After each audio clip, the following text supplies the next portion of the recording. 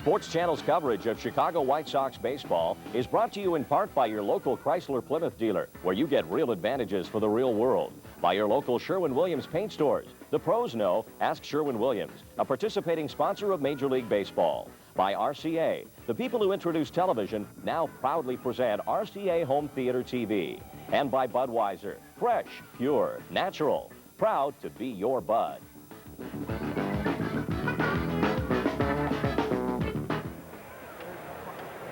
Good evening and welcome back to Comiskey Park in Chicago, the third game of the four-game series between the Sox and the Baltimore Orioles. They have split the first two games of the series. White Sox winning last night convincingly 12-1. Well, the Sox take the field. You can see that sunlight. It will be benefiting the pitcher in the first few innings of this ball game. Here's the Oriole lineup given by their skipper, Johnny Oates. Leading off at second base, Harold Reynolds. Batting second in right field, Mark McLemore, who has been an igniter for this ball club. Cal Ripken Jr. is the shortstop. He bats third. Cleanup man is former White Sox great Harold Baines, and he's DHing. Mike Devereaux is the center fielder. He'll bat fifth, followed by catcher Chris Hoyles. David Segui, a good glove at first base, will hit seventh, play first base, and hitting eighth at third is Tim Hewlett. And bringing up the rear in left field, their outstanding young rookie, Jeffrey Hammonds. Jason Beret is 3-2 on the year with a .468 earned run average in 7 starts. He has a complete game to his credit. That was his last outing at Cleveland. 35 hits allowed in 42 and a third innings. That's good. 31 walks. That's bad. 38 strikeouts. That's real good. The opponents are batting .232 against Beret this season. And defensively, the White Sox will have the Rock. Tim Raines in left field. Lance Johnson in center. Ellis Burks is the right fielder. Robin Ventura, whose grand slam homer really ignited the team, is at third base. Ozzie Guillen is at shortstop. Joey Cora at second. And the big hurt, Frank Thomas, at first. The battery tonight of Spanky LaValliere and Jason Come to the Cabaret. The umpires are good friends in blue. Rick Reed is at home plate. Derwit Merrill, the crew chief, at first. John Hirschbeck at second. And Tim Welke is the third base umpire. Conditions at game time. It's hot, real hot. 88 degrees at game time. Wind out of the south at 12. Hot and sticky is the forecast. No rain, please. That would be totally unacceptable. As you look at Jason Beret, in his last start at Cleveland, that was Monday. 8 innings, 7 hits, 2 runs, 7 walks, 5 strikeouts. He was dealing that night. He's got that overpowering fastball, curve, and changeup. And this is his first start ever against the Baltimore Orioles. Okay, we are ready to go, and here once again is the Hawkeroo. All right, Wimpy, thank you. And good evening, everyone, and welcome to White Sox baseball from beautiful Comiskey Park. Huge crowd on hand tonight for the third of this 4-game set. As you know, they have split the first two. On Thursday, it was Jimmy Moyer as the Orioles shut out the Sox 1-0. And last night, 12-1. 4-homer barrage by the Sox as Harold Reynolds steps in. Harold 2 for 8 in this series, hitting at .263. No homers. He's knocked in 18. You see Harold on that 9-game hitting streak. Outfield playing him around to the left. That pitch a little bit low, and the count 2-0. 347 down each line, 375 in the gaps, 400 straightaway center field. Just a gorgeous, a little cool but gorgeous evening here at Comiskey Park. Up high, 3-0. This is the 7th meeting of the year between these two clubs. The Sox have taken 5 of the first 6. There's the strike.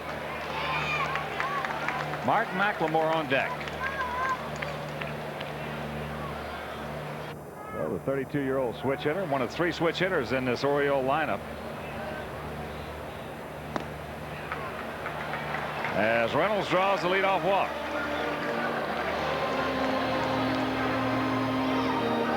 Sox coming in with a mark of 40-37.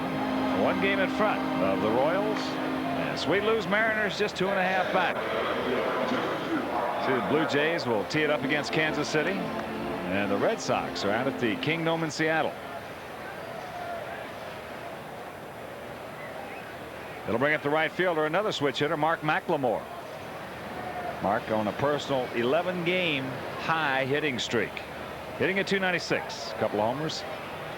37 knocked in. He's 2 for 7 in this series. Takes a strike. And Jason's last start against the Tribe, first couple of innings did not look like he had his good fastball.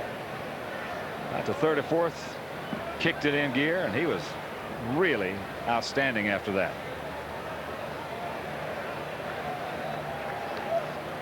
Robbing in on the grass at third. Reynolds 9 stolen bases, but he has been thrown out 7 times.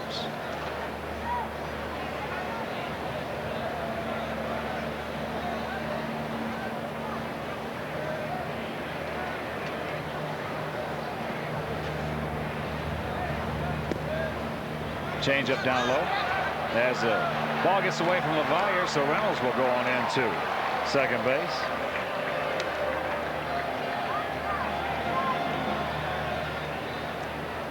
Well, let's take a look at it. Well, that's definitely a pass ball right there. The changeup that LaValliere didn't come up with. Good job of base running right there by Harold Reynolds. That's really heads up. Most guys would have stayed right there at first base.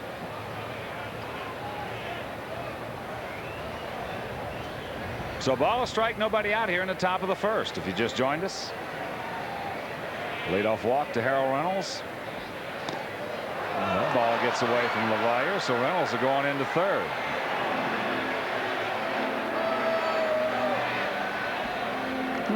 I'm just wondering how tough it is to see the ball, either from a hitting standpoint and also the catchers. You look at that sunlight in the outfield. Boy, Spanky's just real late getting his glove up there. Of course, that's 92, 94 mile an hour in the fastball. And you can see that's kind of what he's looking into, that bright sunlight.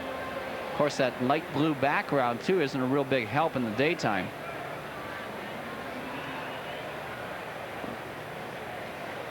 McLemore with a 2-1 count.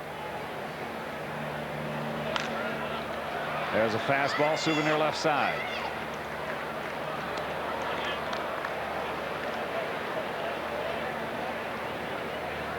Johnny Oates, the skipper.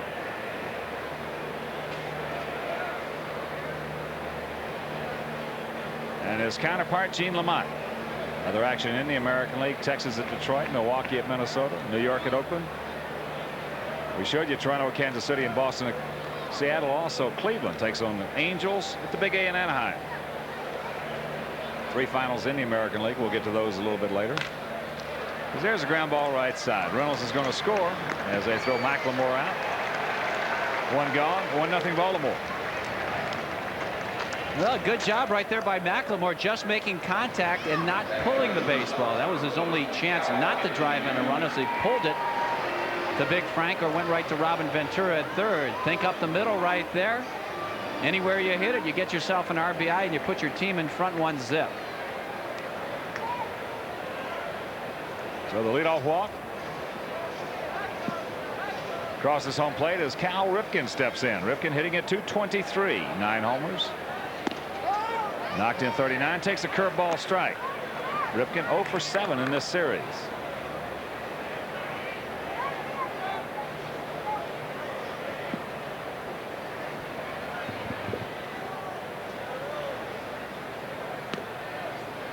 One and one to count.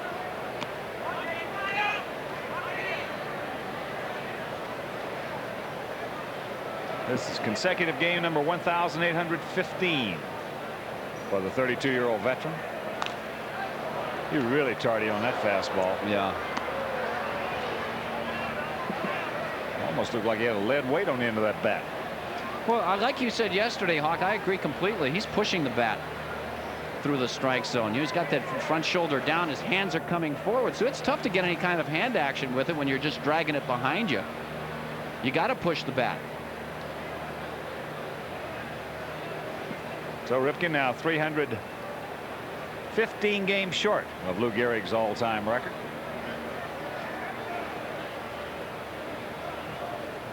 If you think a lot of those have been easier freebies for the most part, Another fastball. Count remains 0-2 in those 1,815 consecutive games, or 14 consecutive games. That encompasses 16,514 innings. He has played 16,384 of those innings, or 99.2%. That's a lot of playing. That's unbelievable. Especially in Baltimore. Got him on a hook.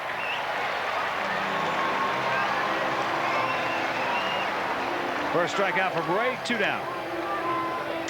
Well, Cal doesn't believe it. He thinks it came around the plate. Let's take another look at it. Starts it inside and comes back. Looked like it caught the inside corner. See, LaValliere was setting up on the outside corner. Rick Reed had a good view of that pitch as it came over the inside part of the plate. Old friend Harold Baines stands in as Ripken didn't beef too much with the umpires. There's a fastball strike to Baines, hitting at 297. 4 homers. He's knocked in 27. Did not play last night. 0 for 3 in the opener.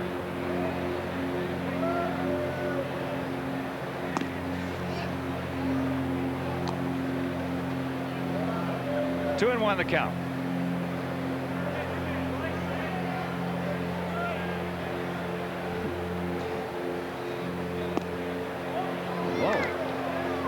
You know, I asked Harold, how did he hurt that rib cage? He was on a disabled list early in the year. You know what he said?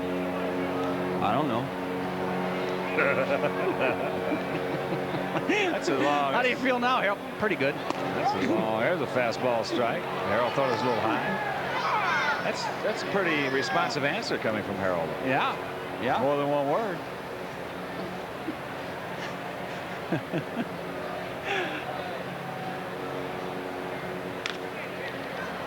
That ball looped foul. And 1 hop out of play. Asked him, you know, did he like going back home to Maryland to play? He says, yep. He communicates well. Oh, we had a great conversation. Harold's one of those guys who talks with his eyes a lot. There you go. Here's the payoff pitch. Whoa. Man. Oh, the second walk of the inning. First one scored. Look at this 3-2 fastball. Well, geez, I don't know. Harold couldn't pull the trigger on it. A little bit above the belt, like it had the plate on the outer half. Here's Mike Devereaux, center fielder, hitting at 249. 4 homers. He's knocked in 26. 1 for 6 in this series. And he has been in something of a funk lately. Just 3 for his last 17. Curveball strike. Well, if there's a candidate on this Baltimore ball club to get on top of a high Jason Beret fastball, I'd have to say it's Mike Devereaux. Be interesting to see how the Sox pitch this guy. Hoyles can get up there. 1-1 the count.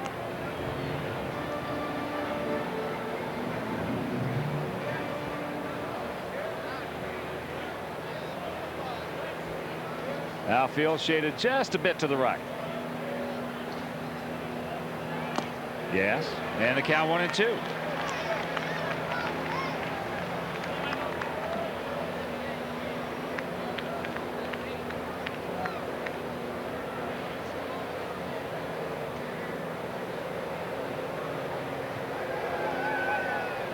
Big Frank playing behind Baines at first as that pitch inside. So a lot of deuces on that board. And the other 3 finals in the American League we mentioned earlier. Texas beat Detroit 11-5 at Tiger Stadium. Milwaukee over Minnesota 3-1 at the Metrodome. And Oakland 5, New York 4 out at the Coliseum. That ball hit hard and deep. Lance Johnson back. Put it on the board. It's out of here. 2-run homer for Devereaux, and it's a 3-0 Oriole lead.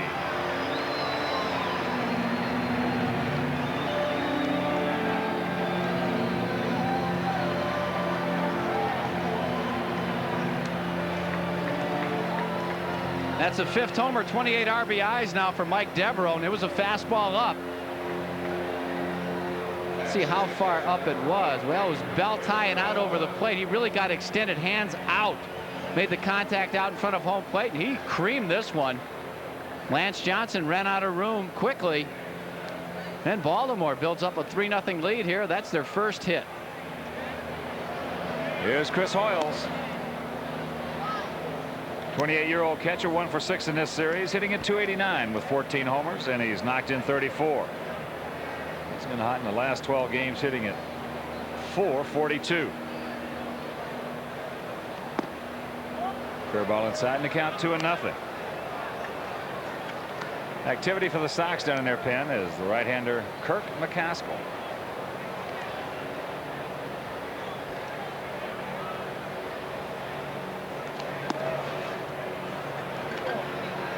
Three and 0 the count.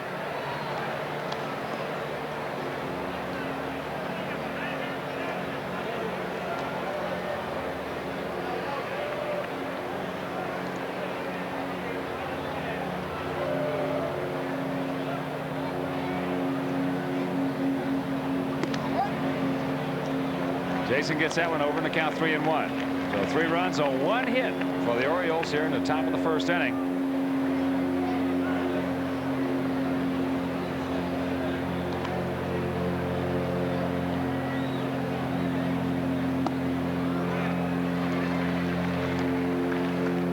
That fastball by him, and the count goes full. And the profile on Jason Bray, that fastball 92 to 94, best works when it's upstairs above the belt. Throws that hard curveball and the changeup. As he comes back and gets Hoyles. 2 walks, 2 strikeouts, but 1 homer. And after having a play, it's the Orioles 3 and the good guys coming to bat. 3-0 Birds. Here's the White Sox lineup. Leading off in left, Tim Raines. Batting second at second, Joey Cora. Frank Thomas is at first. He bats third. Cleanup man, third baseman Robin Ventura. Ellis Burks is in right field. He'll bat fifth. And DHing, oh, let me tell you about Bo Jackson batting seventh. Lance Johnson is in center. He'll hit in the 7th spot. Mike LaValliere is behind the plate, hitting 8th, and bringing up the rear at shortstop, Ozzie Guillen. Rick Sutcliffe is 8-3 on the year with a .477 earned run average in 16 starts. 37-year-old right-hander has 1 complete game, 116 hits allowed in 103 2/3 innings. He's walked a lot, struck out 51, the same total. Opponents are batting .289 against Sutcliffe this season. So the Sox got to get it back going. They got to have another good offensive show as they're down by 3 defensively. Hammonds, Devereaux, and McLemore are the outfielders. Hewlett, Ripken, Reynolds, and Segui the infielders, and the battery of Chris Hoyles and Rick Sutcliffe. Tim Raines will lead it off. Rock hitting at .299, 7 homers. He has 18 knocked in, 1 for 5 in this series with an RBI. And before we show you our picks to click, you at home select yours. First pitch, ball 1. Sutcliffe making his 17th start.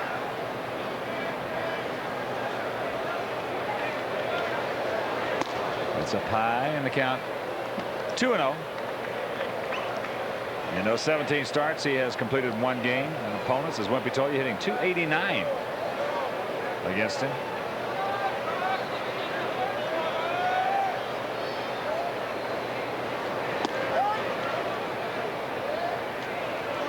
Little fastball right there over the outside corner, so the count 2-1.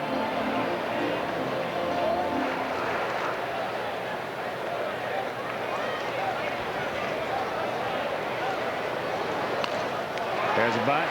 Sutcliffe gets to it. If he gets by him, it is a base hit, but no. Yeah, good job by Sutcliffe getting that big body over there. Kind of walks like the Duke, doesn't he? Yeah. Little tilt right there, but he got off the mound in nice shape right in that situation. A little underhand flip to Segui. Be a good nickname for him, wouldn't it, the Duke?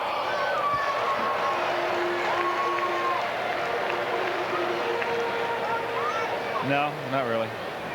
Here's Joey Cora hitting a .274, a homer. He's knocked in 23. Hewlett in on the grass. So he fakes the bunt, takes a strike. Cora 1 for 8 in this series.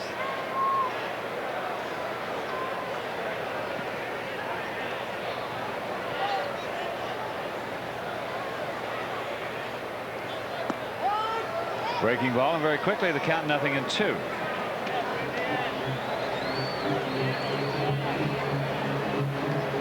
You see 2-2 lifetime against the Sox with that 4.79 ERA. In his career, he has won 163 times, and he has lost 128 times. 35 games over the 500 mark as you look at the on-deck hitter, Big Frank Thomas.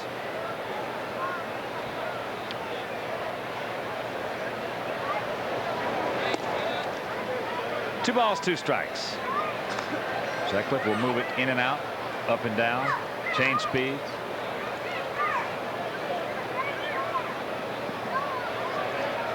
He will pitch.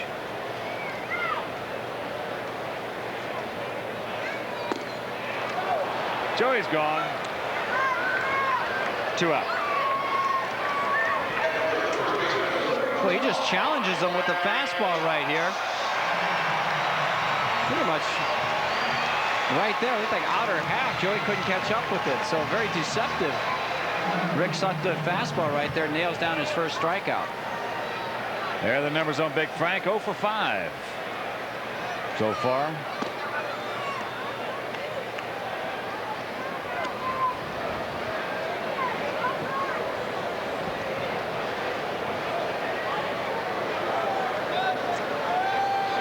Outfield around to the right, bit of a gap in left center. Lays off the breaking ball, the count 2-0, and here are our picks to click tonight. Manager, our producer director, is going to go with Hawk, Wimpy, Ellis Burks. I'm going to venture out on that proverbial limb and go with, I'll tell you, the Big Hurt. It's like walking the plank with you, you know. Ball hit deep into right field. McLemore back, looks up. You can put it on the board. Yeah.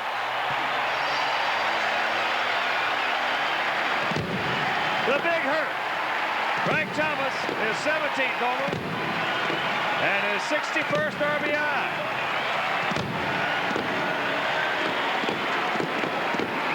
I don't know if they can make a plank big enough to hold you and Big Frank. 17th homer, 61 RBIs now for Frank Thomas. No doubt about it. The ball is jumping tonight. See, when Big Frank gets off that back foot, that back heel comes off the ground. He just launches it any direction. There's a part of this ballpark can hold them. Looks like this light air might be some homers tonight. Robin Ventura takes a curveball high. Robin hitting at .245, 14 homers. He has knocked in 44. Has just one base hit in the first 2 games, but last night came at a great time. Sacks packed with Sox. That ignited that 12-1 victory.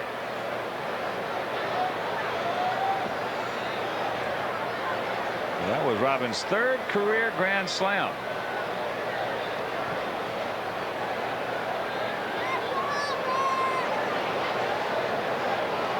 .2-0 pitch.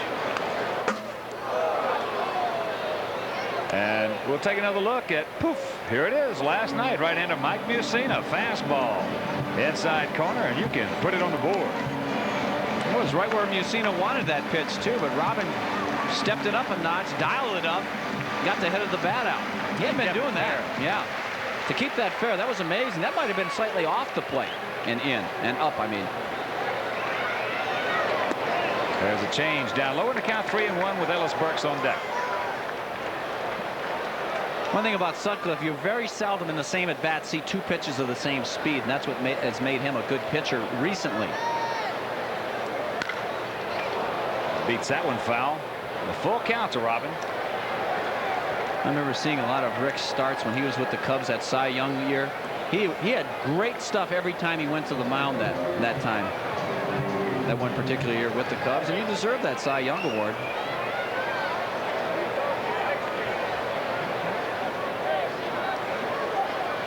Here's the payoff pitch.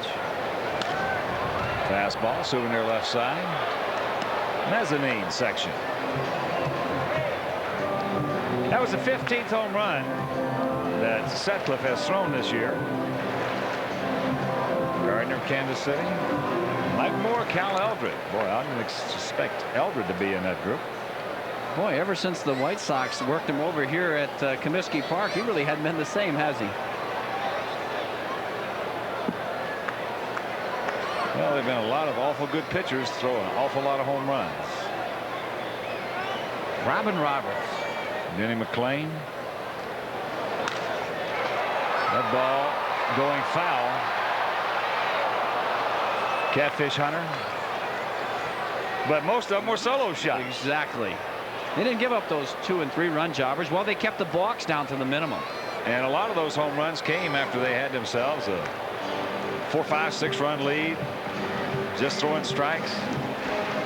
And there's the Sutcliffe file. He throws that fastball 80 to 85 miles an hour, but he changes speed so well. When he's closer to 80, I think he's most effective. Curveball, slider, and changeup. He's got them all.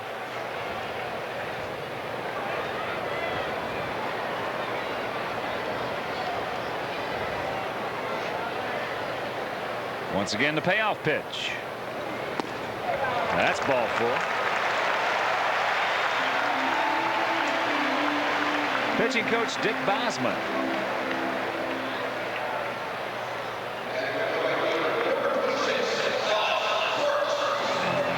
So Robin at first, 2 out. And here's Ellis Burks. Ellis hitting at .288, 10 homers. He's knocked in 39. 4 for 8 in this series with a homer.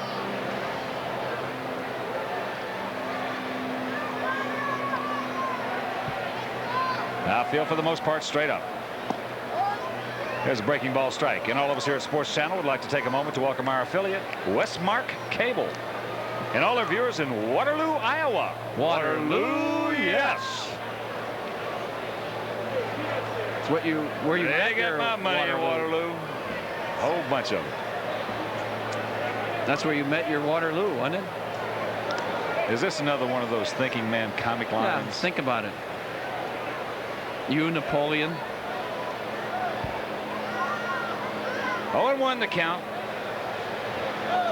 Inside with a fastball. Joe Group nods his approval to another thinking man's comic line. Joe Group would like that line. Oh, yeah. Come on, Ellis. Get a hanger right here. Uh-oh, that wasn't a hanger. That was a biter. And the count 1-2.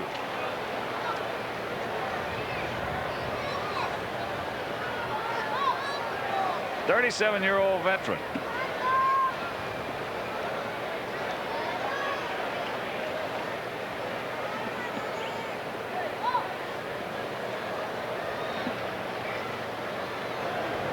Uh-oh. Drops down, fastball outside corner, and they'll do it. But Big Frank's 17th homer.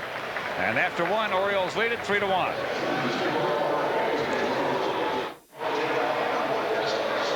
A reminder, this copyrighted telecast is presented by authority of the Chicago White Sox and may not be reproduced or retransmitted in any form without the expressed written consent of the Chicago White Sox. And Sports Channel.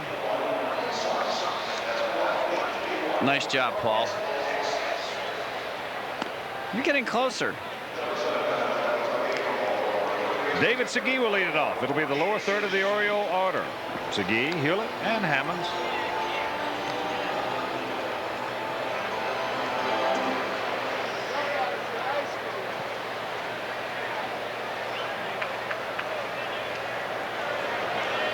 Segui, a switch hitter. There are his numbers: 322, 430. 0 for 5 in the first 2 games.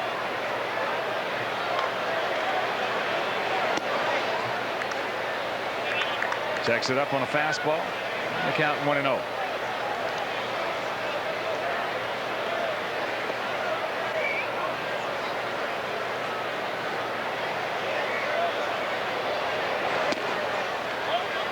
Two balls, no strikes.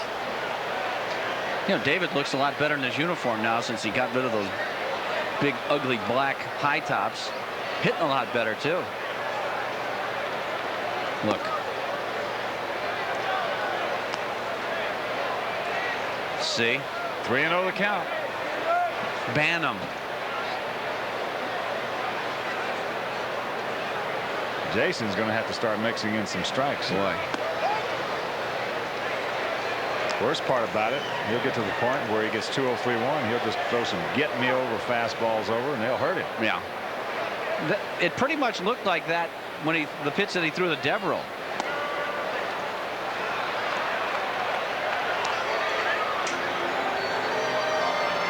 So the third walk issued by Jason Bray. As you look at Baltimore, 21-8 since June 1st. It's good.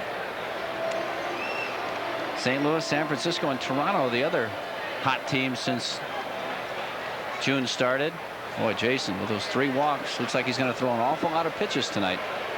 Well, he's going to do that almost every time he goes out there until he learns how to focus in and get ahead of the hitters. As Hewlett takes the ball. Timmy hitting at .303, no homers. He's knocked in 4. 1 for 5 in this set. And in his last 18 at-bats, he's been in a funk. Only 3 hits. Outfield straight up. Fastball. I want to send out a big White Sox hello and happy birthday to Garrett Guest. His 11th birthday today. I mean, he is a big Sox fan. He's got 35 of his teammates and friends here with him. The Orland A. Lightning Bolts. Yes. The Lightning Bolts. I like that. Good unis, too. Well, we met him over there. Oh, yeah. Happy birthday, Garrett.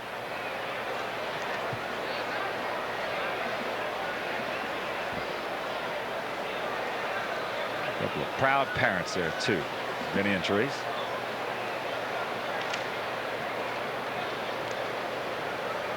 The ball, a strike, nobody out.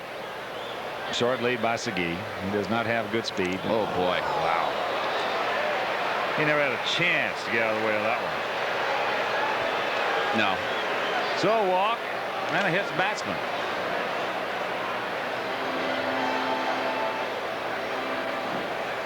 That ball get LaValliere too?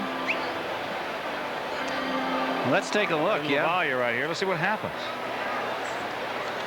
Drills him right there. Comes over and gets Spanky right. Looked like he got him in the fingers. Yeah. Well, it got him in that left hip. That can hit, but hurt, and then the ricochet. Well, Tim Hewlett's all right. Hopefully Mike LaValliere will be also. And we have Kirk McCaskill back up.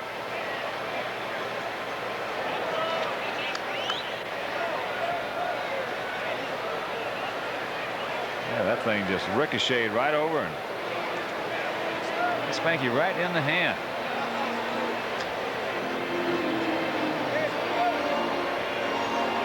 Yeah, those are one of those things you're totally unsuspecting, because the ball, you're just trying to catch the ball. If it doesn't hit Tim Hewlett, all of a sudden that ricochet off Timmy's hip.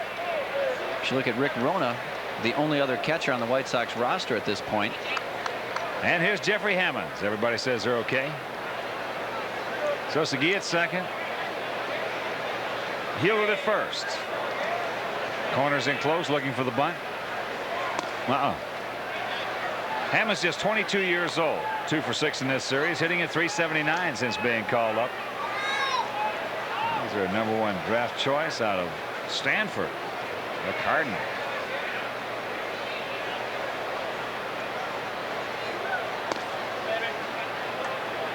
And here comes Gene Lamont. 2-0 the count. He's going to go right to the pin right now.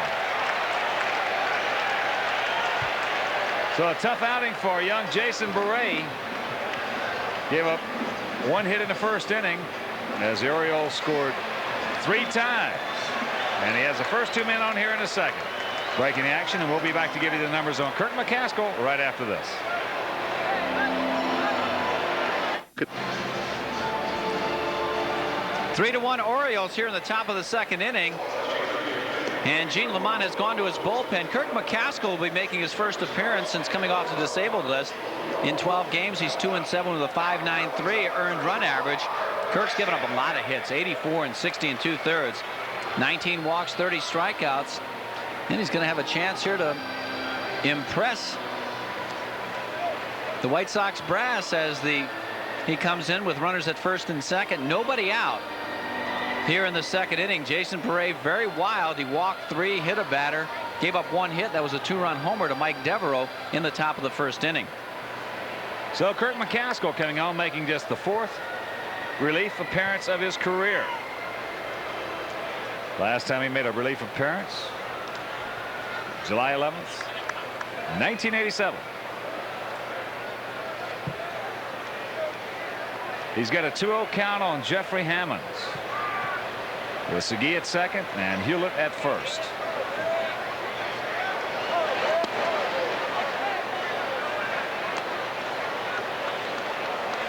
Orioles making hay on the wildness. Wow, 3-0.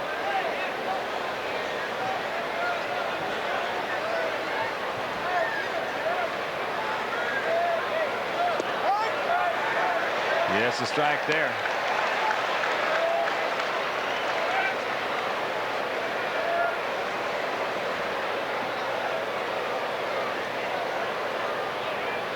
Well, the sun is slowly setting here.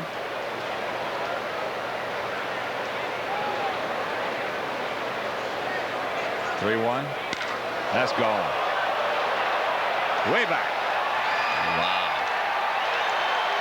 A 3-run homer, minus a 6-1 Baltimore lead.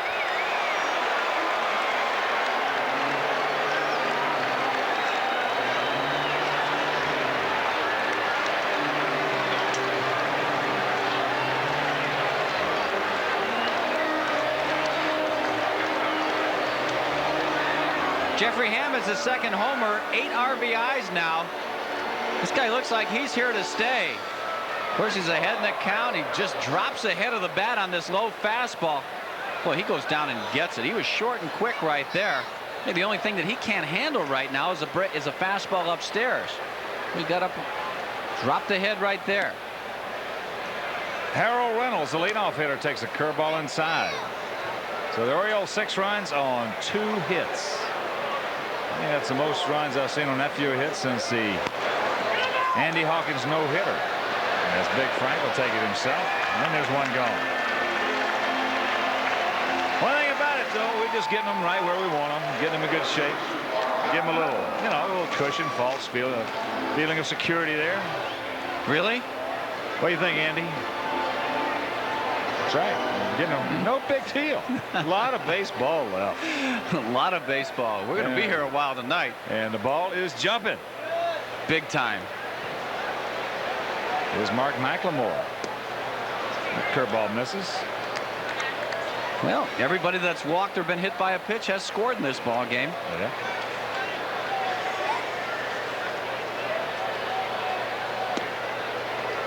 Two 2-0 the count. The Sox got 4 runs on no hits against Andy Hawkins. Yeah. That's into left field. Tim Raines.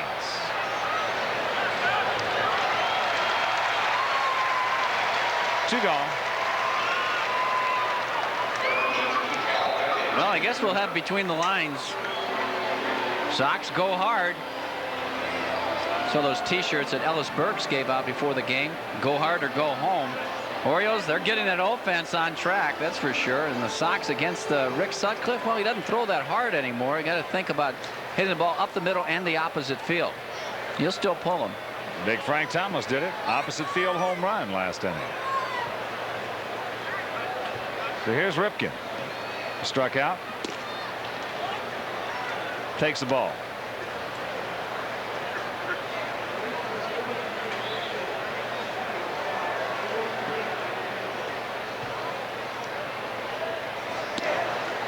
Two 2-0 the count.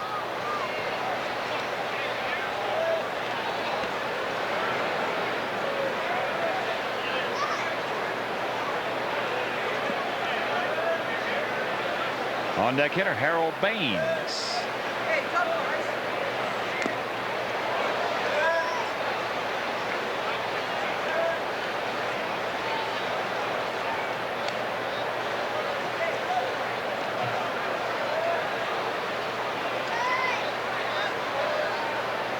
I think Junior ought to look at some films of himself in 1991 when he was the best player in the American League.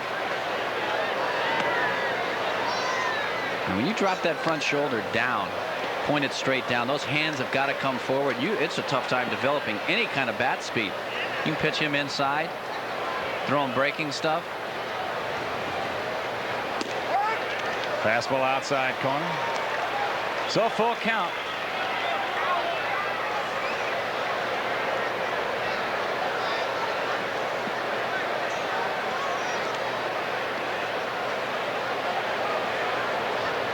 And the payoff. Souvenir right side. And speaking of Waterloos, the Tim Kirchner bachelor party from Elmhurst is here today. We met him out in Bertucci land before the ball game. Tim says he's got 7 more days of freedom left. That's what his t-shirt said. Congratulations Have your to fun Timmy. now, Tim. That's right, boy. Don't do it. Uh-oh, another walk.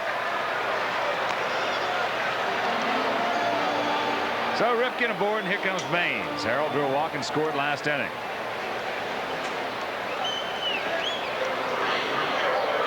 Wow. This is not exciting baseball.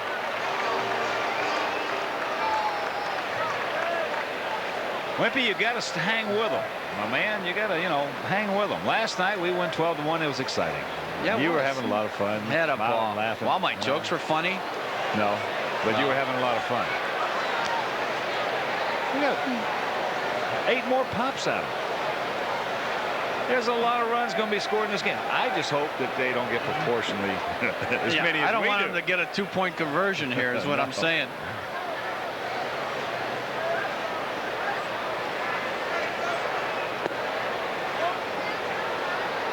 On the other side of that page now, when you're 2-0-3-1, 3-2 ball forward, everybody. Yeah, it could be an awful long night.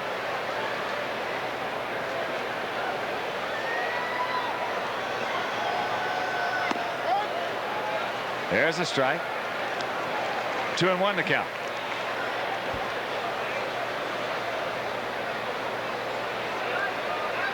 What looks to be a capacity crowd here at Comiskey Park tonight. I'm sure it is.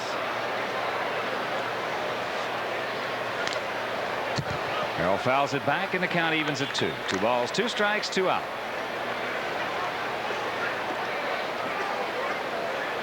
See, this season against the Orioles, the White Sox pitching's been great. 5-1. The Orioles are batting just 191, and the team ERA against Baltimore 1.22. It's coming into this ball game, of course. That's going to explode. That curveball low in the dirt, blocked nicely by LaValliere. So with 2 out, Big Frank will play behind Ripken. He'll be off, and the payoff pitch to Baines.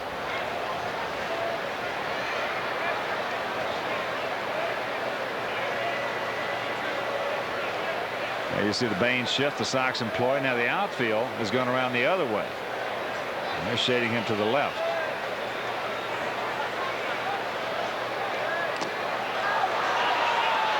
That's ball 4.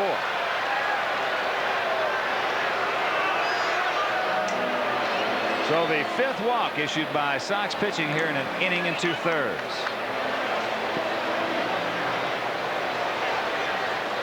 Well, Baltimore has been very receptive to the walk this year. Detroit has walked 380 times as a group. Oakland has walked more than Baltimore. Baltimore 3rd most. They have now walked 320 times this season with the 5 they've received tonight. Here's the center fielder Mike Devereaux. Cranked out a Jason Bray fastball for his 5th homer last inning. 2-run shot. There's a breaking ball strike. And so far have kept it in check pretty well for 5 walks in an inning and 2/3. We'll get a little testy here if it doesn't stop. It'll stop right here. Robin, 2-hopper over to Cora. They force Baines, and it'll do it. But 3 more on the board for the Orioles, and after an inning and a half, they lead by 5. Channel. Well, there it is. It is not pretty, but that's what we have going to the bottom of the 2nd inning, and it's not a typographical error right there. Orioles 6 runs on 2 hits. 3 runs on 1 hit in the 1st inning. 3 runs on 1 hit in the top of the 2nd. So here we go. it'll be Bo Jackson, Lance Johnson, and Mike LaValliere.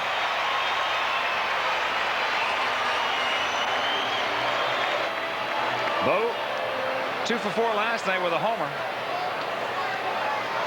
Hitting at .241, 6 long ones, and he's knocked in 12. He had an awesome home run to right center field last evening.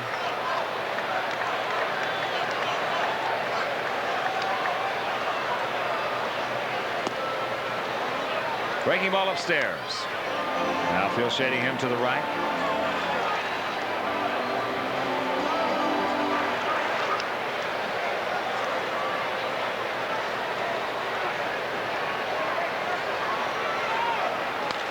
Fastball.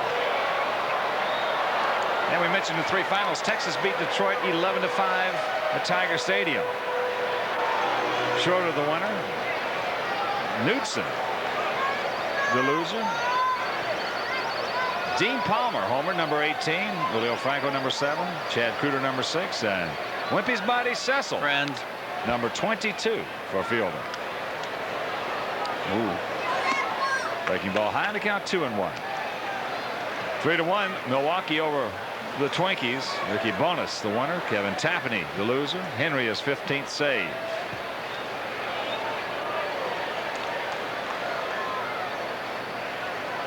Two-one pitch. 3 balls and a strike. Oakland beat the Yankees 5-4. Joe Baber, the winner. Perez, the loser. Eckersley, his 17th save. Ruben Sierra, a 2-run homer. And Hindu, Dave Henderson, a 2-run homer. wow. Haven't heard from Hindu in a long time. Bo goes through that fastball. No other action underway yet in the American League.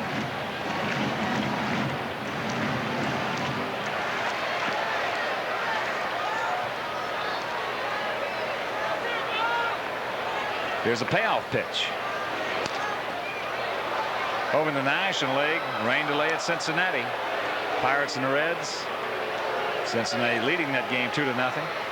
San Diego leading Philadelphia 3-1. Top of the 4th inning at Veterans Stadium. No score. San Francisco at New York. That's in the top of the 4th inning. Is that's ball 4, so Bo draws the leadoff walk. Couple of other partials for you. Fighting Fish tied with the Bravos at 1, top of the 3rd, Atlanta. And the Dodgers leading Montreal 1-0, bottom of the 1st up in Canada. Later on, St. Louis at Houston, and the Cubs take on the Rockies at Mile High. Here's Lance Johnson. Takes a strike outside corner. Lance hitting at .301, no homers. He's knocked in 23, 1 for 6 in this series.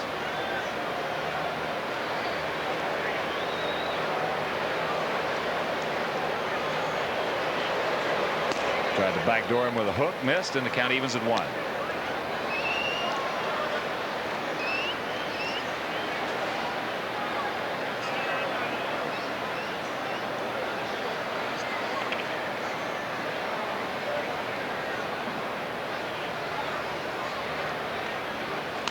Here's a shot right back to the middle base hit.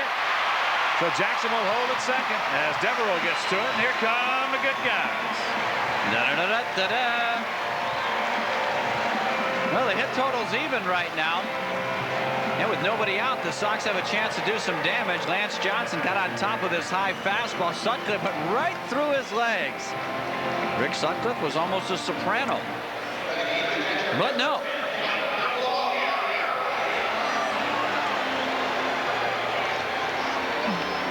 That'll make it a spanky. Mike LaValliere hitting at .385. 2 for 3. That was last night in this series. Takes a strike.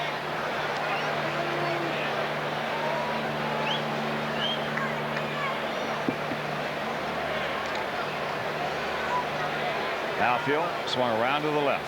Tim Hewlett, even with the bag and way off the line at third. I think he got a nice hole right there to shoot at.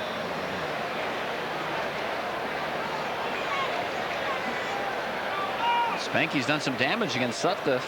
15 for 40 pencils out to 375.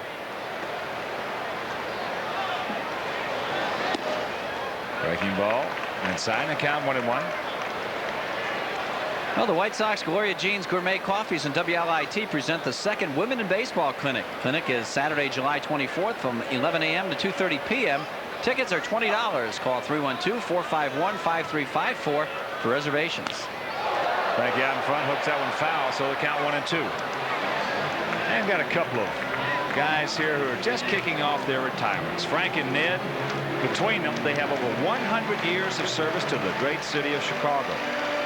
They're in one of the suites tonight, and they have been Sox fans since they could walk and talk. So congratulations to Frank and Ned, and hope you have a terrific retirement and see a lot of Sox championships. Here's the 1-2. Nope.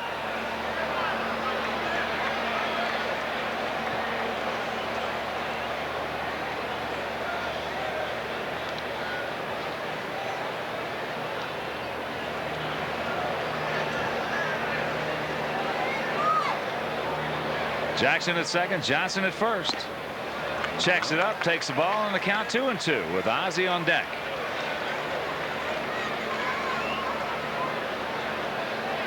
There's the Ozaru hitting at 272. How do you do? We swung the bat great last night. 3 for 3. 2-run homer. He drove in 4 runs. 6-1 Baltimore here in the bottom of the second inning.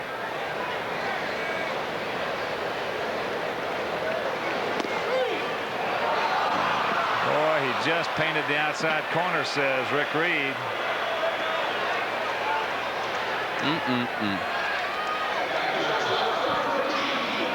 Well, he'd been coming in on LaValliere, and I guess Spanky might have just.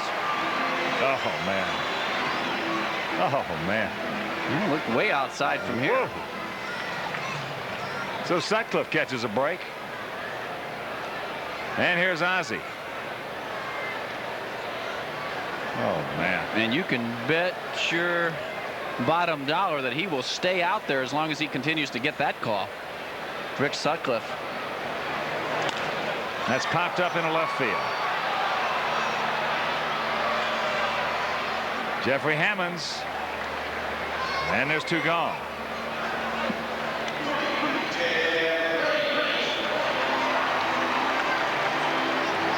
Here is where the Sox have started.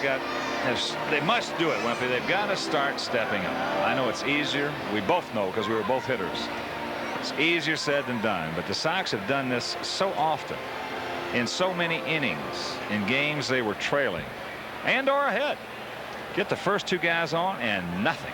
I mean, just leave them right there at first and second. Well, it's happened a ton of times. I don't know if it's a concentration problem or whatever, but it just stops. It has stopped on a number of occasions, not all the time certainly, but you can certainly have notched up a few more victories had they done a little bit of damage in good hitting situations like these. A whole ton of them. A whole bunch of them.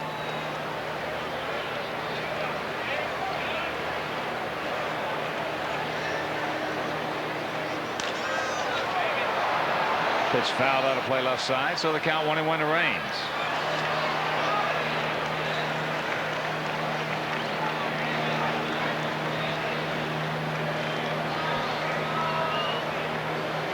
Here's the pitch to Mike LaValliere.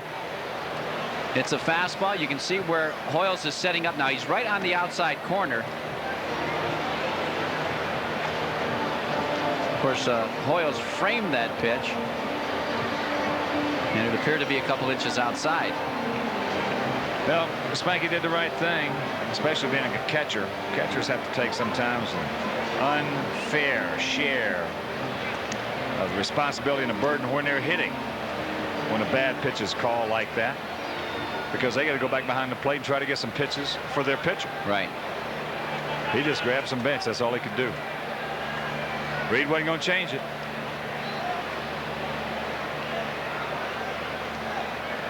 Here's the 1-1. Breaking ball strike.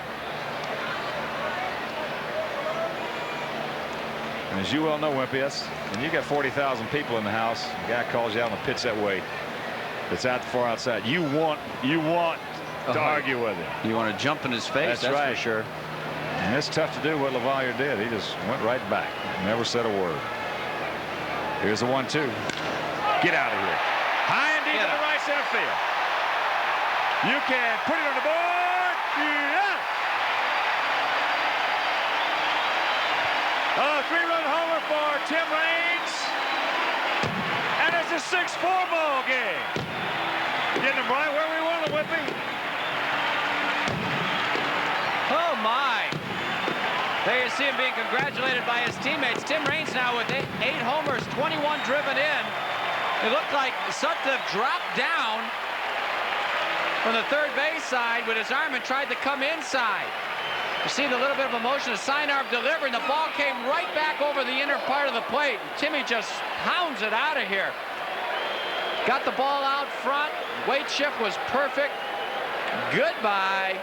And nice here's job. Burrow. Joy struck out last inning. So we have played an inning and 2/3. There have been 10 runs scored.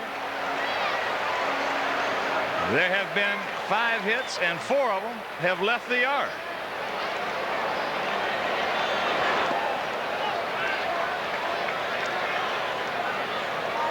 Amazing.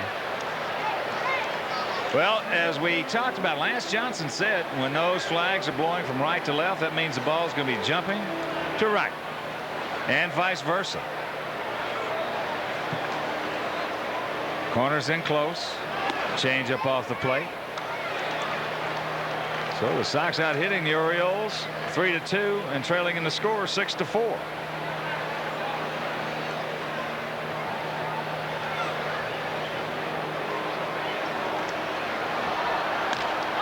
There's a shot into right field. That's a base hit as Mark McLemore takes it on the first bounce, and here comes Big Frank.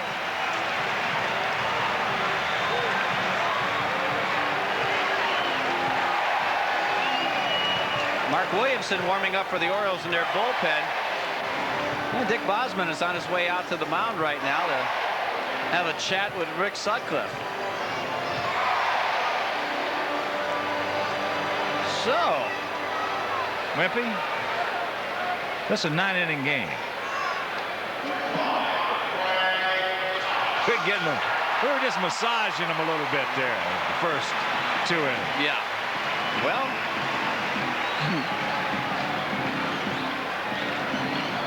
and that's what we're talking about, somebody stepping up. isn't it amazing? Every game of baseball is just absolutely different. You look at that game on Thursday night, Jack McDowell and Jamie Moyer. And that pitcher's duel, 1-0. The game took 2 hours and 15 minutes or whatever, 2:10. Quick moving, throwing strikes all the time.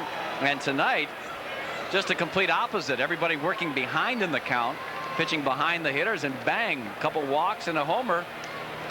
Both teams in this ball game. Poof. 6-4. Poof. That's And right. here's Big Frank.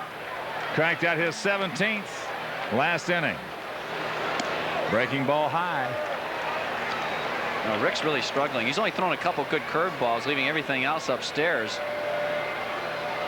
Tell you what, I think he does his best work when his fastball is about 80 miles an hour, which is below the hitter's zone.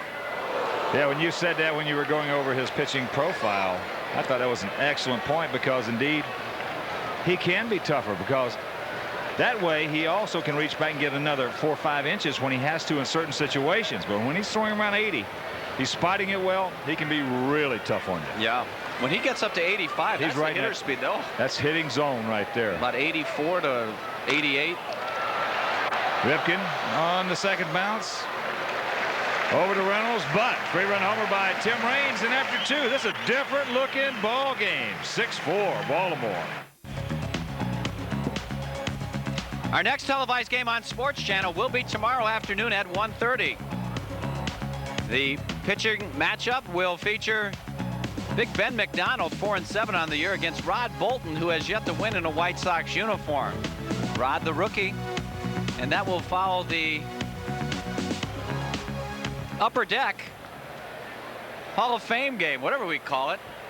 Old Timers game. Hall 83. of Fame game? Well, I don't know. the '83 White Sox against the '83 world champion Baltimore Orioles. Kirk McCaskill works to Chris Hoyles. Swings through a fastball. 0-1. Hoyles a strikeout victim his first time up there.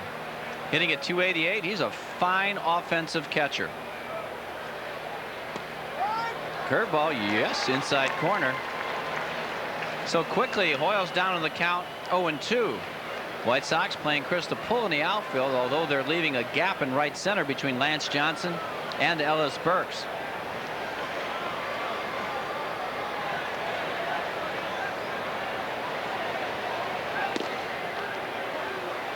A little slider that misses outside.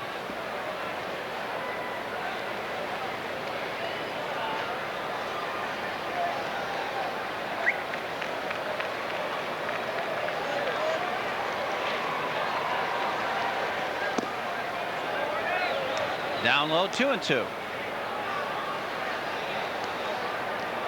It's the Legends of Baseball game tomorrow. That's at 12. Be there. You're announcing. There's a jam shot right side. Joey Cora in shallow right. The bat throw. Throw back. Hoyles gets safely. Oh, Lordy.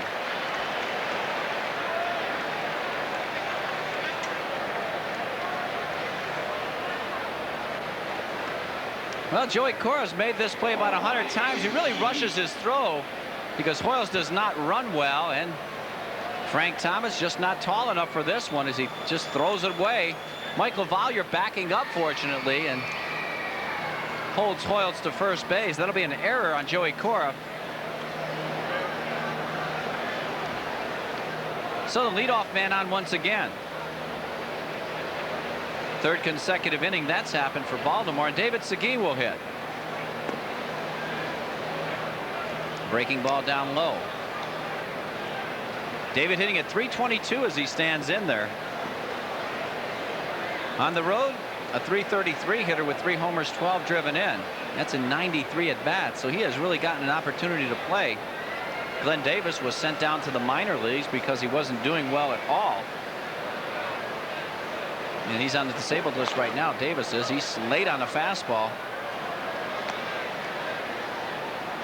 But David Segui, a switch hitter.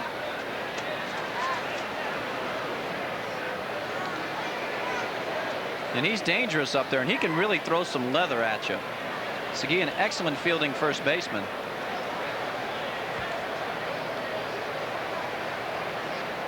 Segui with that walk is still 0 for 5 in this series, although he did score in the second inning, the 3-run homer by Jeffrey Hammonds.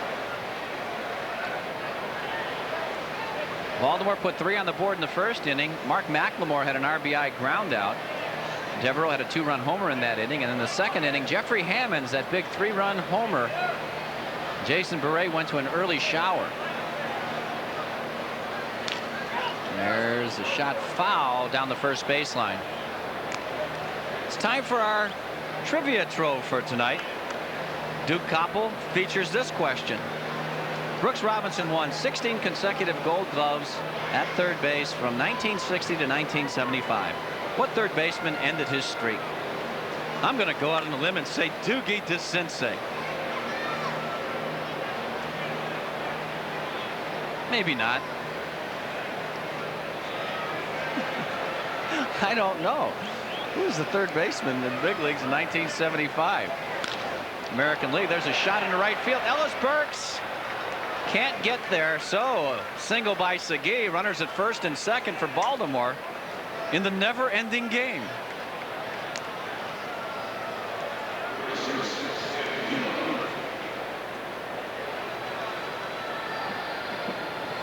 So Tim Hewlett will hit. See if the bunt is on here by Baltimore, if they're going to play little ball in this situation. Oh boy, we've seen a lot of things happen in this game. Tim Hewlett was hit by a pitch his first time up. Got it on the hip from Jason Beret. He also scored on that 3-run homer by Hammonds, who's on the on-deck circle. Sox are looking for a bunt. It's not on. High breaking ball.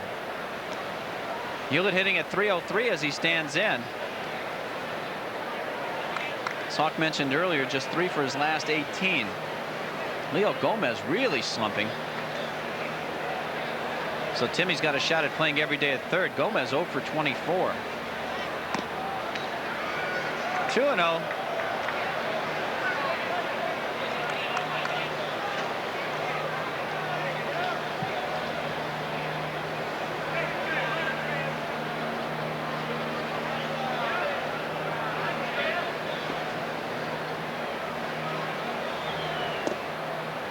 That's down low, 3-0.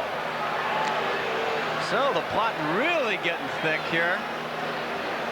You look at third base coach Mike Ferraro. Davey Lopes is the first base coach.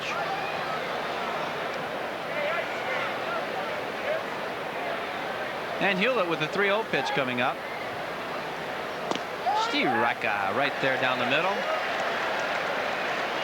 Well, 6-4-3 would look awfully nice right now. Thinking man's announcer.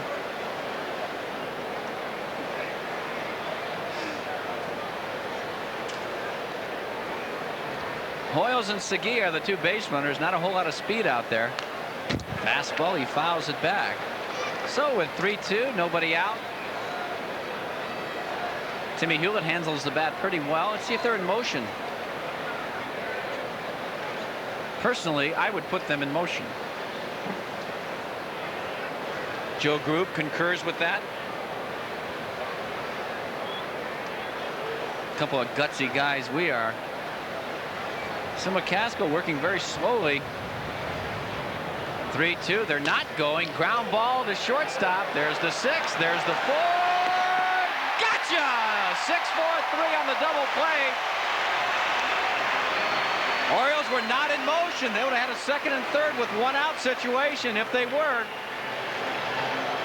I think you got to run these guys here. You got to be aggressive. He got him. Good call by Derwin Merrill at first. So McCaskill has a chance to work out of this jam with no runs. Thank you very much. Boy, Joey Hokora with a quick hands at second base. That's what really got that double play, because that was a slow chopper towards Ozzie Guillen and to Ozzie's right slightly. So Jeffrey Hammonds, their fine young left fielder, will hit. He's batting an even .400 as he stands in there. That 3-run homer in the second inning was hit on a low fastball by McCaskill. That even rhymes.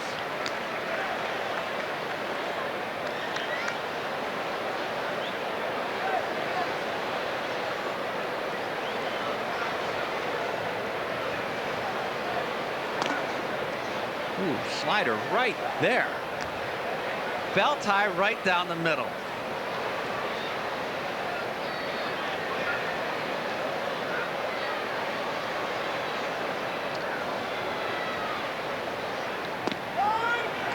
There's another pitch. A little cutter right there by Kirk. So the count goes 1-2. And that was a bit of a spiral too. A good pitch to hit. Hammonds looks like he can handle the off-speed stuff and the low fastball.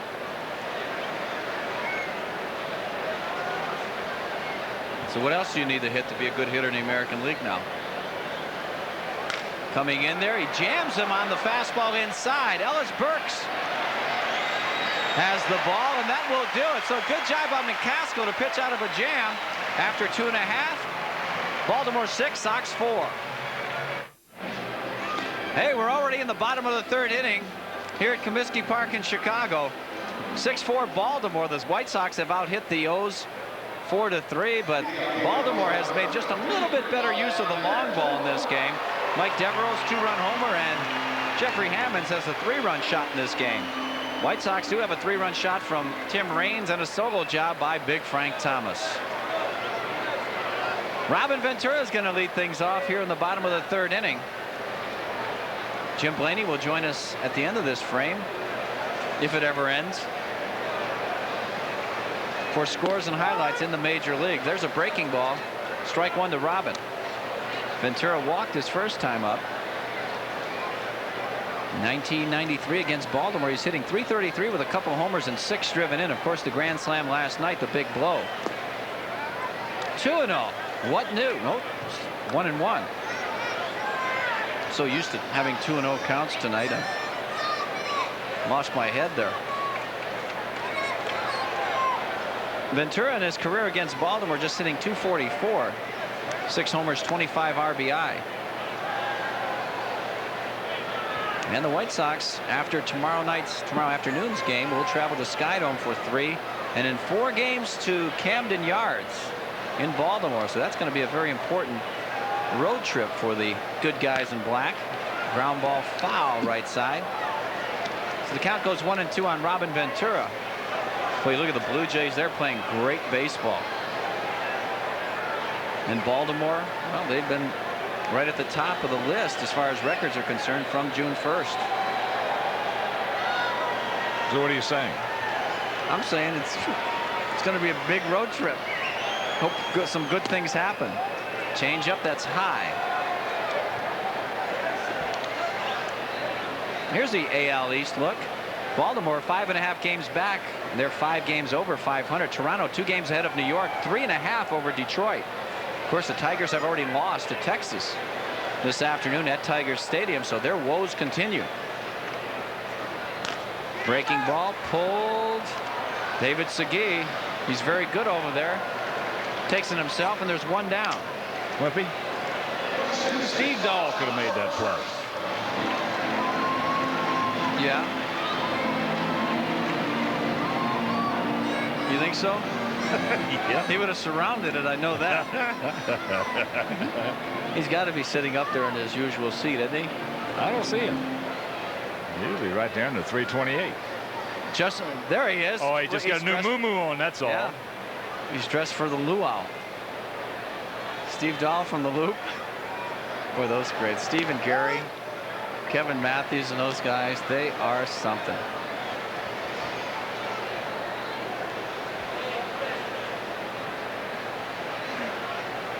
I called them up last week and they just blew me off. They were talking to somebody important. Foul ball at home plate. Now that makes me mad. It does. Wimpy, you mean they treated you with disrespect? Well, no, they had somebody else on, and I had to go to Minnie Minoso's golf outing. That was after that California trip. It's okay. All right. They're not going to mistreat my partner. Ellis Burks, check swing. Little popper in the infield. Cal Ripken will take it himself. And there's 2 down. And the grand finale of Winning Ugly Weekend is Sunday, July 4th, as the Sox host Baltimore. At noon, the 1983 White Sox and Orioles will take part in the Upper Deck Heroes of Baseball game. Be on hand to welcome the 83 Sox. First 20,000 fans will receive an Upper Deck collectible poster. For tickets, call Ticketmaster at 312-831-1-SOX.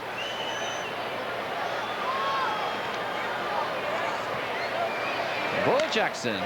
There's a shot, yes, inside the first baseline on the breaking ball. Here's Bo headed to second. McLemore with the ball, and Jackson is in there with a stand-up double. Boy, did that get through the infield fast. Look where he hits it. That ball, he just took it right out of the mid of Chris Hoyle's slider. That's unbelievable. You know how strong you got to be able to do that and hit a bullet? It's amazing. You're exactly right, Hawk. Just at the last second, the ball was already on his right hip. He said, oh, well, I'll just make a pass at it now, and boom, he just threw his hands at it. Wow. Most other guys swinging the ball like that's going to be a line drive right in that first base dugout. Exactly. Yeah. So Bo at second base. He started off that 3-run inning last inning with that walk. Yeah, he did. 4th double of the season inside to Lance Johnson. Lance had a single his first time up, and he scored on that 3-run homer by Tim Raines. That was a clutch 2-out 3-run job by Raines. That was last inning, about an hour ago.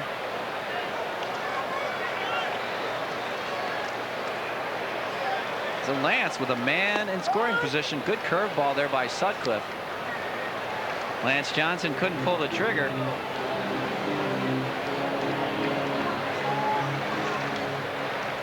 So Rick Sutcliffe laboring in his 3rd inning of work. Cutter Hit foul. So Lance down in the count now, 1-2. Lance has done some damage against Baltimore this year. He's now 10 for 23 on the season, well over 400. 318 lifetime hitter. Misses inside, 2-2. Mike LaValliere on deck. There's Spanky. Wearing that shin guard. Good move.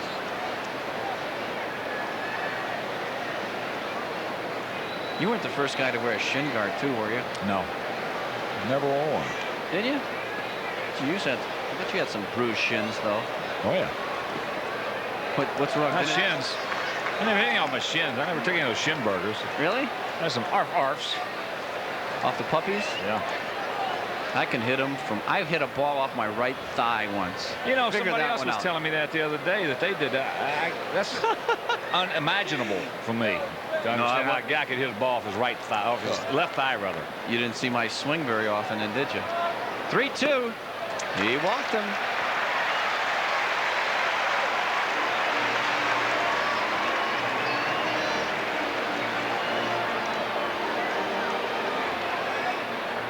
And they're on the phone. 3 walks issued now by Sutcliffe. He has 3 strikeouts to go with it. So as Nancy Faust plays the theme from the Our Gang comedy, Spanky LaValliere comes to the plate. Mike was called out on strikes his first time up. Fastball outside corner. Mike hitting at 370 as he stands in. No homers, 3 driven in. A good contact man here in the bottom of the order. Get that big base hit when you need it. Of course, Gene Lamont will use him. He's a very good bunter. Suicide squeeze is a very good specialty of his. As you look at Gino. Sox back in this ball game. They were down 6-1 last inning. Ooh, went for a pitch in the dirt. Fish were biting.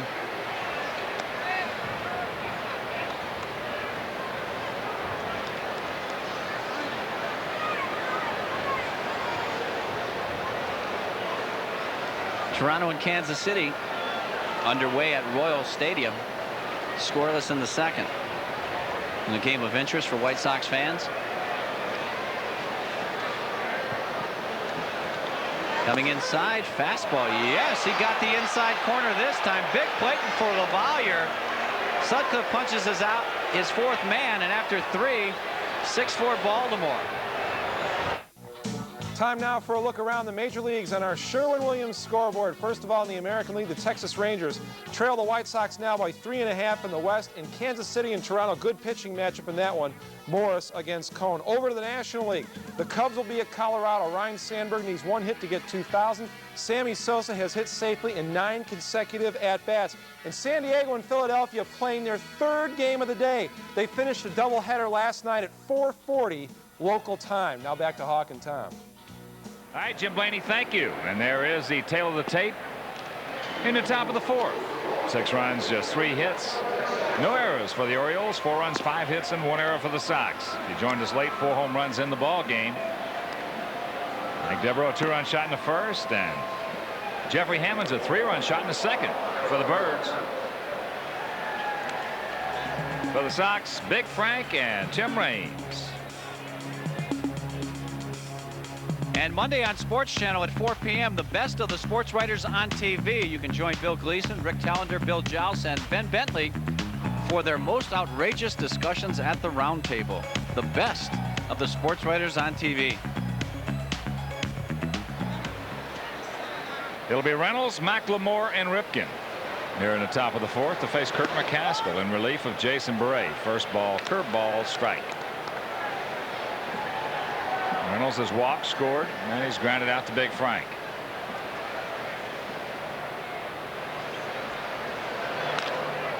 There's a base hit. Fisted it back through the middle, so the lead man aboard. Orioles have had the lead man aboard every inning.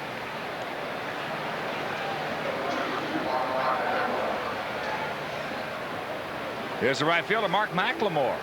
0 for 2, but he did drive in a run with a ground ball to Cora in the first.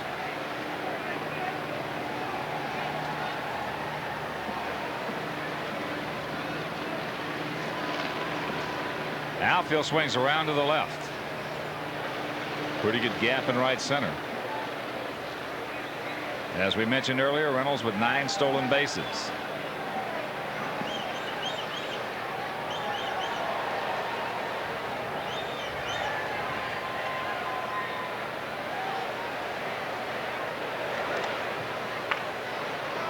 And we went over to the Taste of Chicago today, had an outstanding time.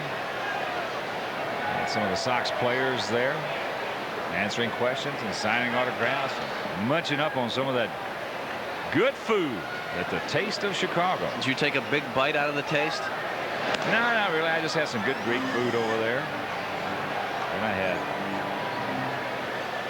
another sandwich. And corn a on the piece of cob? pizza. No, you know what? I was going to go over there and I didn't have time. Oh, you should have that corn on the cob from Riley's daughter. I heard no it's great. Quan. Yeah, it's very good. Boz and the guys, they'll take care of you.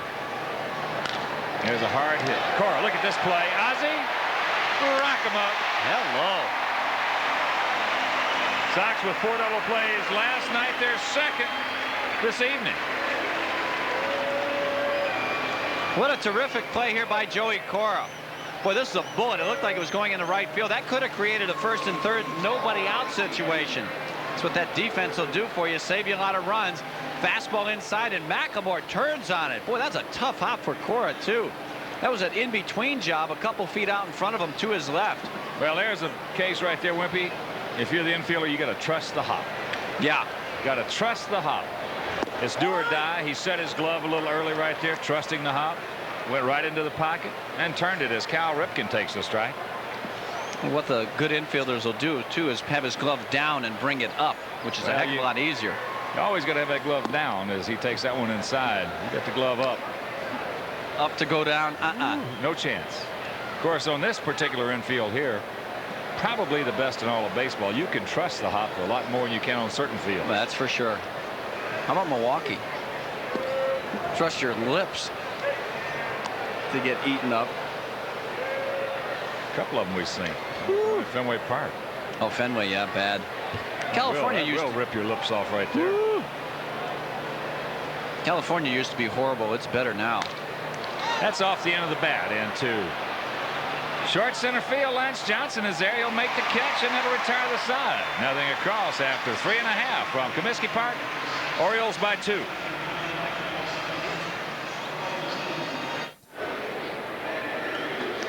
And now it's that time of the evening where we are so proud to present our Sherwin-Williams batting leaders. In the American League, John Olerud, what new? He's at 406. Paul O'Neill of the Yankees, Juan Gonzalez, and Kenny Lofton, the top 4 in the American League. In the National League, Andres Galarraga stays above that 400 mark. Orlando Merced of Pittsburgh, Barry Bonds of the Giants, and John Kruk of the Phillies. Top 4 hitters in the National League. Those guys can hit. Indeed they can. As right here we get set to go to the bottom of the 4th. 6-4 Baltimore. It'll be Ozzie, then the top of the order, Tim Raines and Joey Cora to face the 6'7 right-hander Sutcliffe. Ozzie takes it low. We're talking about the Taste of Chicago, though. Those people over there in that home run in pizza booth were absolutely having a ball. I mean, all the girls and the guys in there, they had the music going and singing. They were putting on a little show. But if you haven't had a chance to get over to the Taste, try to make your plans to get over there tomorrow evening after coming to the game here at Comiskey Park tomorrow. A full day. Great idea. Well, that game we're going to have the 83 Sox and the 83 Orioles. We're going to give you a list of some of the players who are going to be involved in that contest. That's up high. For the 83 winning ugly White Sox, Floyd Bannister, the southpaw, will be here. Now the southpaw, Britt Burns. And remember that game he pitched, Tito Landrum. One of the gutsiest performances by a Sox pitcher I've ever seen. 1-0 loss. And in essence, that was for the World Championship. Yeah. As Ozzie beats that one foul. Julio Cruz will be here along with Richard Dotson. So they're going to have Bannister, Burns, and Dotson. Cruz, of course, ignited the club that season. Second base, Jerry Harrison. Oh, reliable. Harrison will be here along with the Booter boy, Mark Hill. Saw Booter today. Did you? He's Where? getting real good shape at the Hyatt. What does he weigh, about 300? About that. Well, he's in pretty good shape then. He was about, what, 298 when he played? Yeah. He says, wait till you see him next year. That was his standard line, Booter boy. Wait till you see me next year. I'm going to really work hard this winter. Come back the same year. He's a little bit heavier than he was the year before. Right. Wait till next year. Every winter. Oh, God, he just... One of the real fun guys. Yes, he is. He's managing Double-A baseball for the Seattle organization. He was minor league manager of the year last season. Oh, he's a good baseball man. I'll tell you what. He should be in the big league. Yes. Excellent bullpen coach. He can really work with young catchers. Anywhere. Yeah, and he's great in the clubhouse. Sure. Here's a 2-2. He is so good in the clubhouse. I'll tell you, he's one of those guys. He'll get on your behind. I mean, he's always doing something to have some fun. He's just an up guy. I wish I had $1 for every time he pulled that shaving cream trick on the phone. Call you to he the got phone. me twice. I chased him around that clubhouse after he got me the second time, I'll tell you. Here's the payoff pitch. There's the shot, base hit. Yes, right back to the middle of the Ozaroo. Tell you what, Ozzy's going up there cutting and slashing. He's not trying to get a single to left field. He's getting the head of the bat out. He's pulling the ball. He hit the 2-run homer yesterday. Right there, he rips one back up the middle. Watch Ozzy get that good head action, the hand action with his bat. He's got his hands going back nicely, getting the bat off that front leg. He's hitting off that front foot a lot better and pulling the ball. He's more successful that way. And here's Tim Raines, 1 for 2, but it was a biggie. 3-run homer in the second inning. Also, some other players are going to be playing tomorrow. Dennis Lamp. Saw Lampy today. How much he weigh? Oh, he's up there a little bit. There. Yeah. Rounding out nicely. Yeah. Rudy Law will be here. Good. You know Rudy's not going to be overweight. No. Rudy Law, of course. Sox record 77 stolen bases. And of course the Whipperoo, the Duke man, number 44. Hello. On your scorecard and number 1 in your heart. Oh, Vance Law's not going to be here, huh? Vance is not going to be here? He's not on that list, is he? He's not on mine. No. Drat, Greg Walker. Aurelio Rodriguez. Mike Squires, Dick Tidrow, Dirk will be here, and of course Greg. As here comes Johnny Oates. May have seen enough. Look at Sutcliffe giving him a look. He wants to stay in there and get this win. He sure does.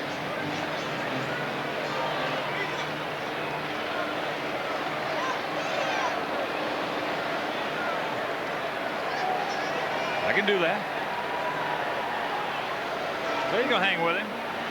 Well, Aurelio Chichi Rodriguez, we called him. Remember when we... Nice human being. Oh, great guy, great guy. Every time we pulled out one of those ugly victories, he'd always say, inevitably, we take that one. That's going to be a lot of fun. Now, that game's going to start at 12 o'clock, so make your plans to be on with us a little early. These guys are going to have some fun. A little BP, I hope. I'm afraid. You see Royals leading them. Jays 1-0 second inning. Tim Raines takes the strike. Rock did not particularly care for that one. Looks like the strike zone is just floating all over the place tonight. Really is. Yeah. I mean, there's been some pitches right down Central Avenue that have been called balls.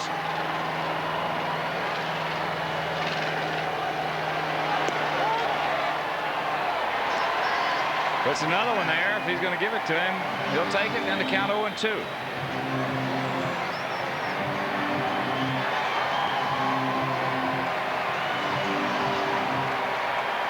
Ozzie at first, nobody out. 6 runs, 4 hits, no errors for Baltimore. 4 runs, 6 hits, 1 error for the Sox.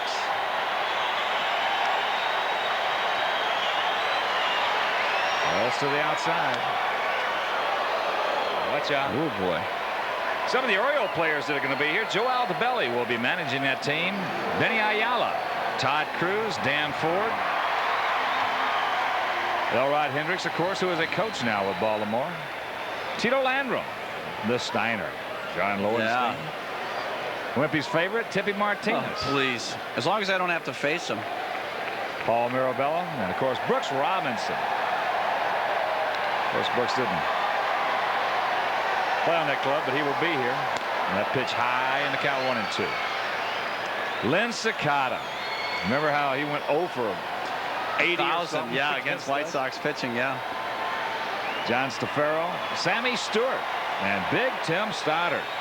Uh-oh. I talked with Tim the other day at Kittle's golf outing. I said, if you face Wimpy in that game, just give him a little chin music. He did once. Scared me out of... Well, of course, when he first came in the league with Baltimore, he threw as hard as anyone. And he unloaded on me, just flipped me. I saw the ball go over the top of my head on my way down to the ground. Well, guess what? If you face him tomorrow, it's happening again. Gee, thanks. It's a good way to get nightmares. Well, if I get hit, go to first. Means I won't have to sue. Yeah, I'm not going to charge the mound. No. Believe me. Tim Stoddard. Last time I saw a guy as big as Tim Stoddard, he was hanging from the Empire State Building with Fay Ray in his arms. Boy, he's large. Here's the 1-2 pitch to Rock. Fastball upstairs, and the count 2-2. Baltimore with 3 in the first, 3 in the second. Sox with 1 in the first, 3 in the second. 4 homers in this game.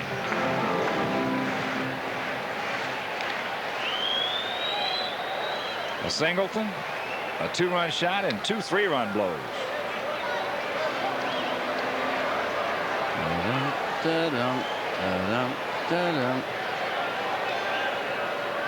Oh, Rock, have a good night. 1st and 30.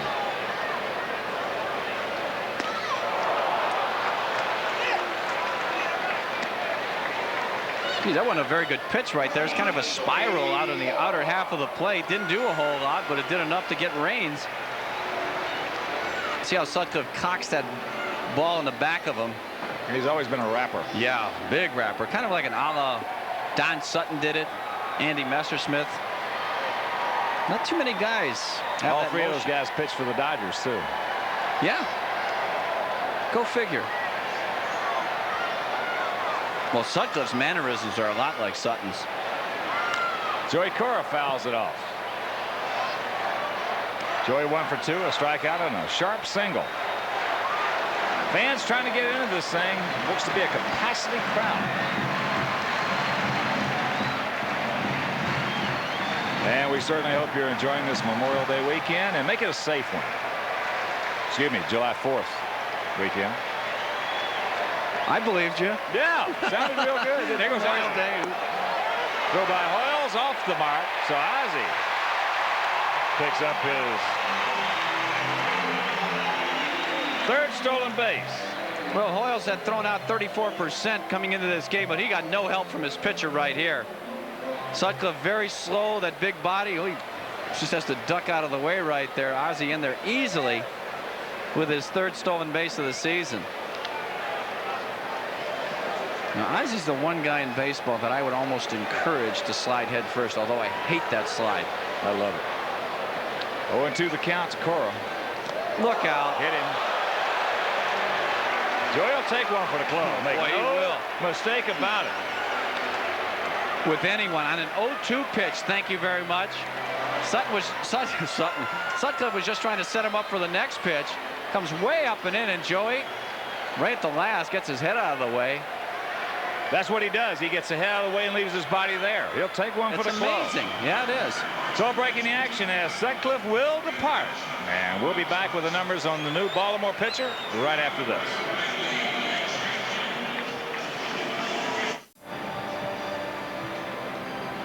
Mark Williamson goes to work for the 23rd time.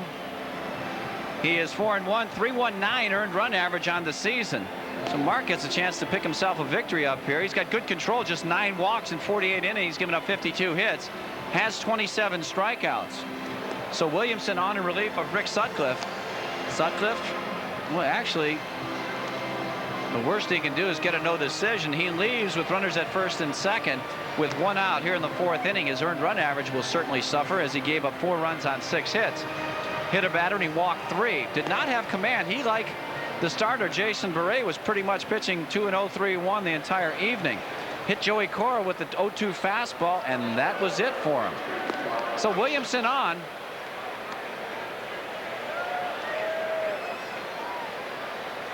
Mark, 33 years old now, from Corpus Christi, Texas. Now resides in Timonium, Maryland.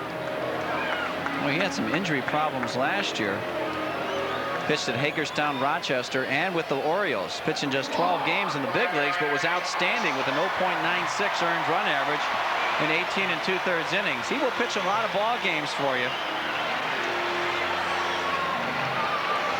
And he's on to face Frank Thomas. Frank represents the lead run. Fastball, slider, sinker, and palm ball. Palm ball is his best pitch. That's his out pitch. Has the same action as a changeup, and there it is right there to Frank Thomas at the knees outside corner. Frank had a solo homer in the 1st inning and grounded into a fielder's choice that ended the 2nd. So you got good speed on the base paths with Ozzie Guillen and Joey Cora. There's another palm ball. Hewlett 5-4-3, and that'll do it. A double play ground ball by Frank Thomas. Sox come up empty, and after 4, it's 6-4 Birds.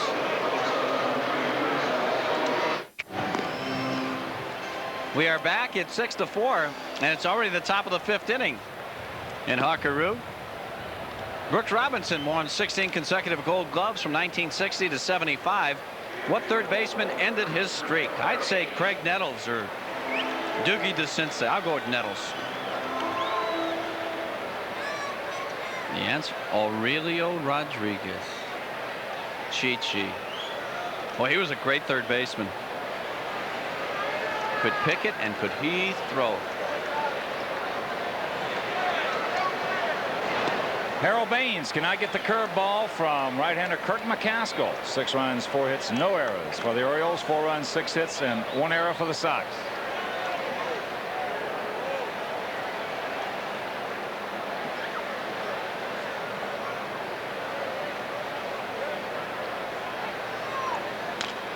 Another curveball, and the count 0-2.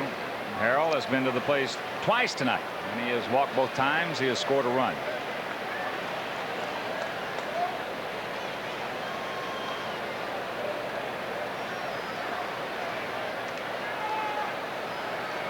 Outfield around to the left. It's just low off the plate, and the count 1-2.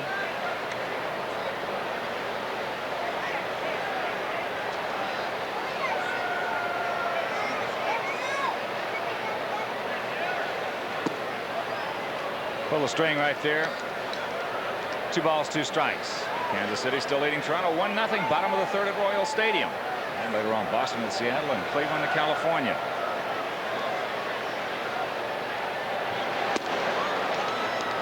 Good pitch, didn't get it. And a full count.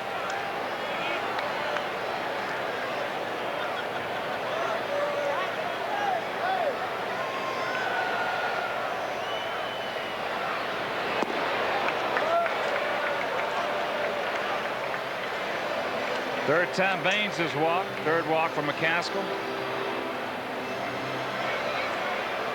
Oh man, he had it rung up.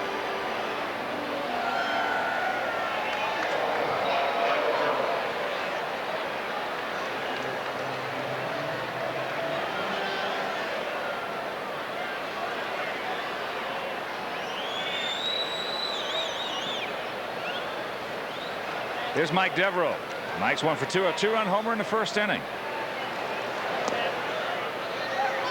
And you get the breaking pitch.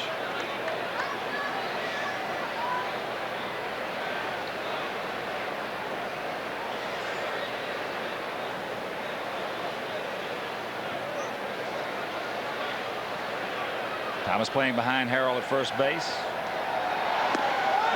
There's a strike and a count 0-2.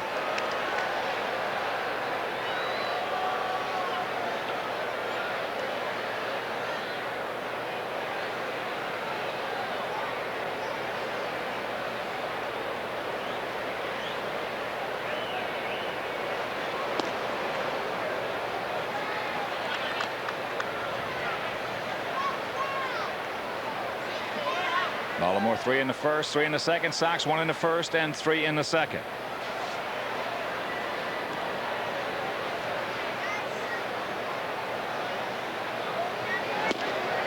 Good pitch by McCaskill. So Kirk gets his first strikeout. Good movement on it. You see LaValliere setting up on the outside corner, and bang, he nails it. That cut fastball or slider, whatever you want to call this one. Boy, if you could patent that pitch, you can get a whole lot of people out. Chris Hoyle steps in. Struck out and reached base on an error.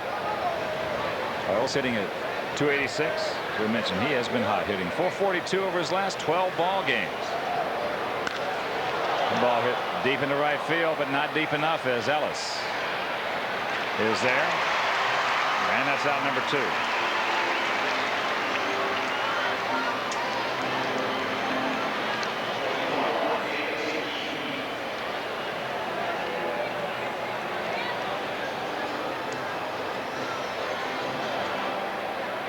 Here's David Segui. David has walked, scored, and singled.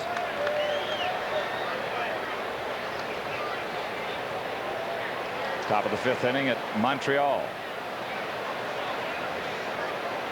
Expos leading the Dodgers 4-1. As there's the strike from McCaskill.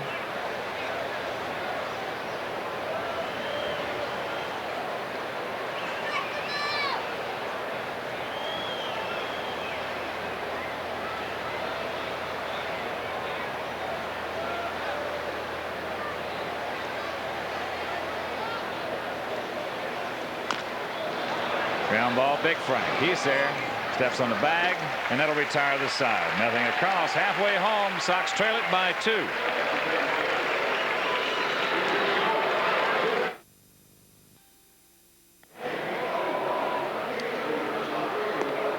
Bottom of the 5th inning. The Sox will send Robin Ventura, Ellis Burks, and Bo Jackson to the plate to face the right-hander Mark Williamson in relief of Rick Sutcliffe.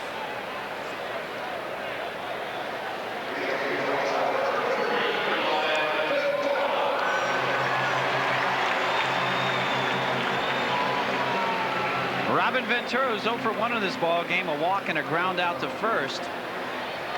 It's Robin trying to get it going, hitting at .244 on the season. Mark Williamson came in relief of Rick Sutcliffe last inning through a double play ground ball to Frank Thomas. Fastball misses down and away. Williamson does not have overpowering stuff, but an average fastball. Slider, there's that palm ball. That is his bread and butter. That's his big one. If he can throw that over consistently, that will pick up the velocity of his fastball to the eye of the hitter. And he will be very tough on both right and lefties with the palm ball. There's a bunt. Good one. Tim Hewlett to his right. The throw. Got him. What a play by Hewlett.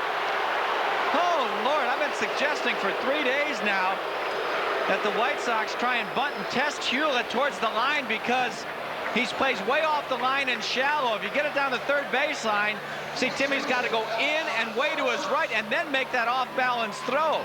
He showed us right there that he can make it. Just a tad too hard right there, but I still thought he had a base hit. What a job by Hewlett. My goodness, catch it with, pick it up with that left foot forward, take a step, and bang, he got him. Nice job by the third baseman. There's a strike on the curveball to Ellis Burks. Ellis 0 for 2.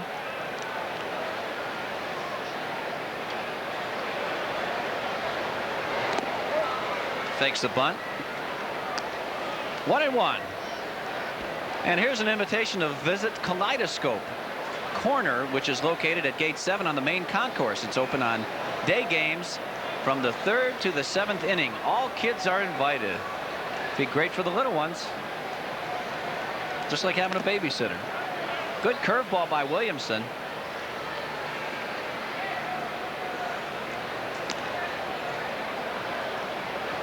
Actually, that was his slider. Does go down somewhat also. So Burke's down in the count 1-2. Ellis, a .298 hitter, .289 hitter in his last 56 ball games. going 57 for 197, hitting at 285 as he stands in. He pops it up. He got jammed. Tim Hewlett there, and there's 2 down.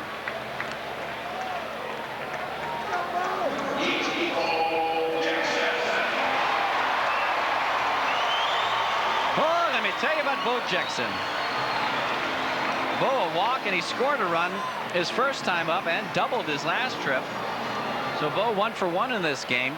Boy, he waited back on a Sutcliffe breaking ball to the last possible second and used those strong hands of his to rifle a shot right down the first baseline. First at bat against Williamson, breaking ball up high. Classify that slider of his as more of a curveball. 2 outs, bottom of the 5th inning. Kansas City has taken a 1-0 lead over Toronto in the 4th. There's a downer. 1-1. I think Bo might have gotten Chris Hoyles on the elbow. A little backlash of that swing. Boy, the catcher, he doesn't have enough problems. Watch this. The bat comes back around. Ooh, got him right on the wrist and forearm area. Lord have mercy. You want to be a catcher? You can probably make a lot of money doing it because nobody else wants to play it anymore. It's one of the reasons why. So Chris Hoyles, probably only happened to him a couple 100,000 times more. Little bumps and bruises, part of the game. Like Tim Hewlett, the Baltimore third baseman really played well off the line at third. Probably farther off the line than any team that we have seen. Of course, the White Sox are not basically a pull hitting team as you look at Tim Hewlett. Well, he is way out of there. There's a ground ball up the middle. Ripken, the spin move. Got him. Good play by Junior. And that'll end the 5th inning. Sox 1-2-3 after 5 at 6-4 Birds.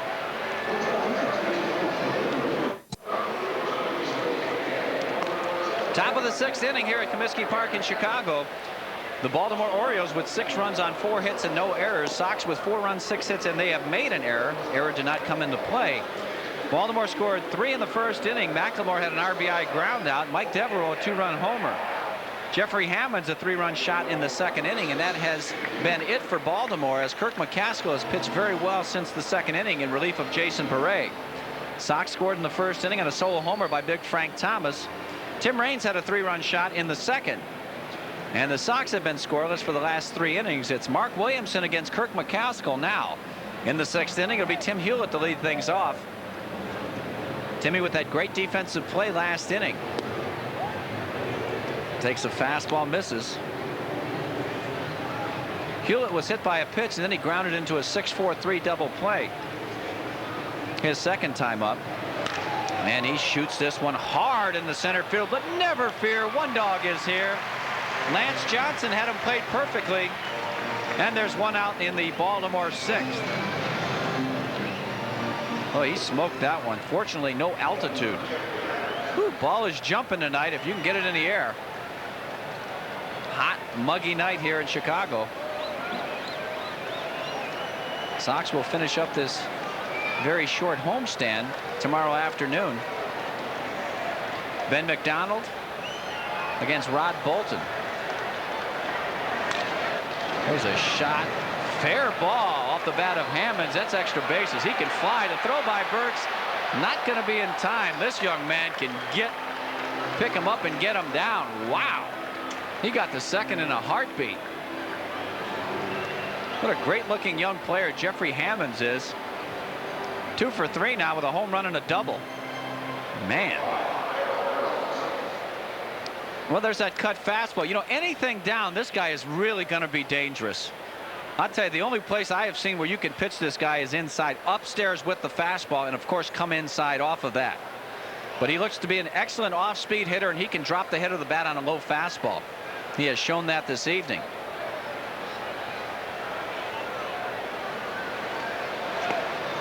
Curveball down low.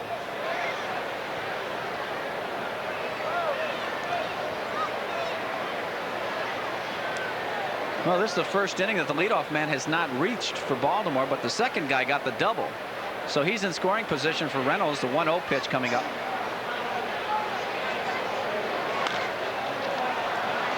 Fly ball to left field. Tim Raines.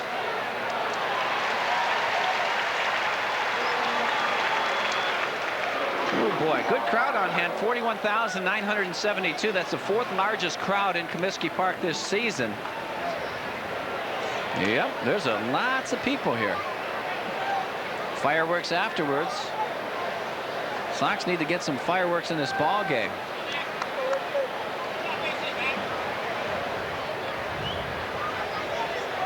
With Hammonds, the runner at second base, Mark McLemore will hit. Mark had an RBI ground out in the first inning. Fly to left into a 4-6-3 double play his last time up, and he smoked it. There's a curveball on the outside corner. Backdoored him. So McLemore hitting a very nice .293 right now.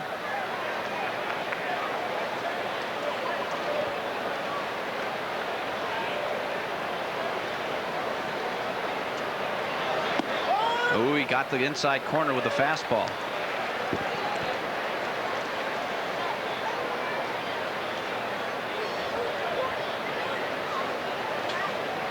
Cal Ripken Jr. is on deck. 2 outs here in the top of the 6th.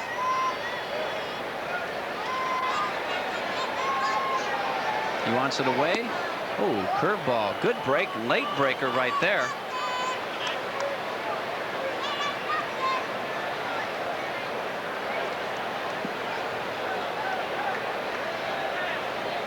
So McLemore, a switch hitter. Those hands back nicely. As you look at that speed at second base in Hammonds. Coming inside. Oh, he got it out over the plate. Big Frank Thomas will take it himself. So McCaskill gets out of that mini jam, and after 5.5, the Birds still lead it 6-4.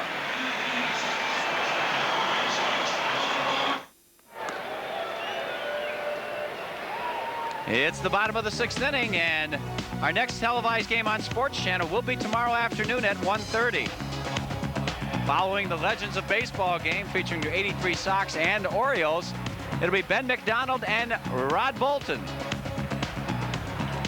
That's the pitching matchup. Rodney trying to get on track, get that first major league victory under his belt. So Lance Johnson's going to lead things off for the Sox here in the 6th. Fastball down low. Mark Williamson in relief of Rick Sutcliffe. He is the pitcher of record.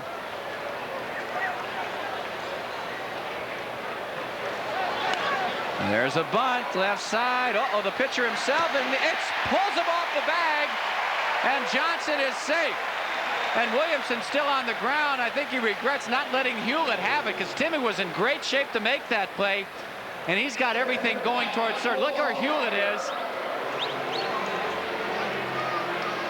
And Williamson still got it in pretty good shape, but his throw was offline.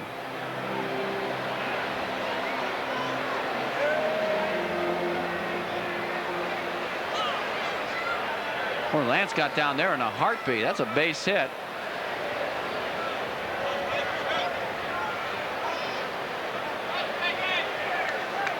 So Mike LaValliere, who's been punched out twice, called third strikes, the hitter. There he goes. Oh, did he get a jump? The throw not in time. Boy, Lance Johnson was off. Look, he was halfway down there by the time Williamson released it. I love that first going on the first pitch, especially when Williamson realizes that he kind of blew the play previously. Throw offline. Mark, I'm sure he just paid no attention whatsoever to Lance Johnson, which made it the perfect time to run. So let's see if Spanky can pull the ball right here, and the Sox can manufacture a run, get a little bit closer in this ball game. Misses up and away, 2-0. Lance now with 23 stolen bases on the season. 24th, excuse me.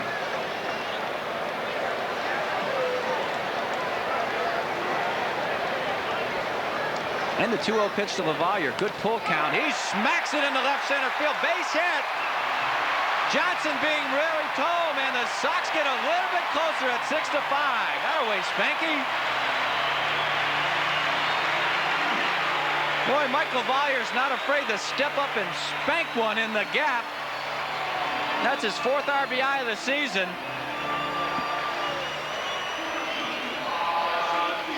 Got a fastball up and out over the plate on a 2-0 pitch.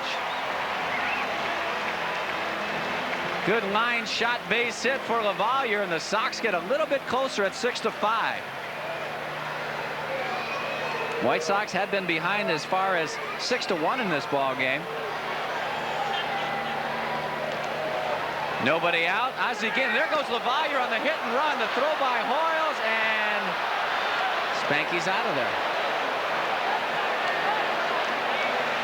I'll tell you what, he got Spanky left as soon as Williams had thought about releasing home. Well, that's a tough pitch to hit, though. Down and in. It looked like that palm ball. Oh, he's going to get there. It's all right, Spanky. I'm not paying you to run there, kid. Another hit and run on. Tough spot for Ozzie, who was handling the bat very well, but when you're that far inside and that far down, tough to make contact. All Ozzie could do was swing at it and try and protect LaValliere. So 2 out. Bottom of the 6th. 6-5 ball game. Ground ball, foul, right side.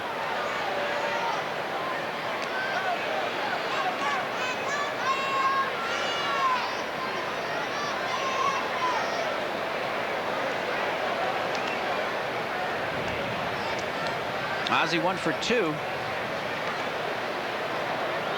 in this ball game, and a .277 hitter against Baltimore in his career. There's a ground ball right in front of the rubber. Williamson gets it and throws him out. That's the second out of the inning.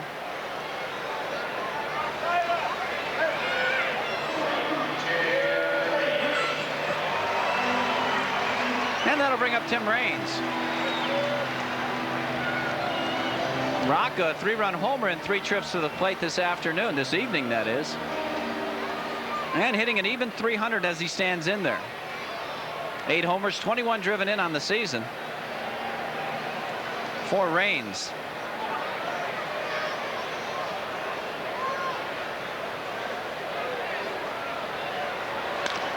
Ground ball towards shortstop. Cal Ripken throws him out, and that'll do it for the White Sox, but they come up with 1 run on a couple of base hits. No one left after 6. 6-5 Baltimore. It's time now for our game summary, brought to you by the Greater Chicagoland Dodge dealers. For Baltimore, Jeffrey Hammonds, 2 for 3, 3-run homer, a double, those 3 big RBIs. Jason Beret just went 1 inning, gave up 1 hit and 5 runs, believe it or not, 3 walks and a hit batsman. Home runs for the Sox, Frank Thomas is 17th. Tim Raines has number 8.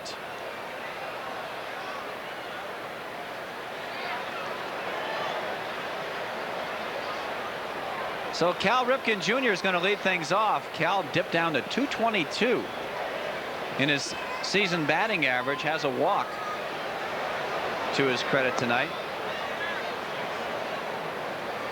Breaking ball misses down and away. Kansas City has taken a 2-0 lead over Toronto. As you look at McCaskill's given up just the 1 run in 5+ innings.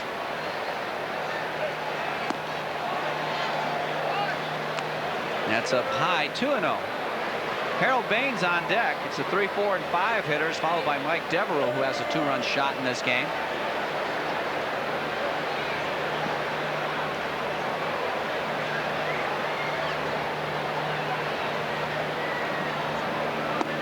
Fastball, where was it? On the board right now, Cal Ripken Jr. is one of 4 Baltimore Orioles to accumulate 1,000 RBIs. The other 3, Brooks Robinson, Boog Powell, and Eddie Murray in Baltimore uniforms. Of course, Frank Robinson is more than 1,000, but not as an Oriole. Ball 4 to Ripken. He walks on 4 straight.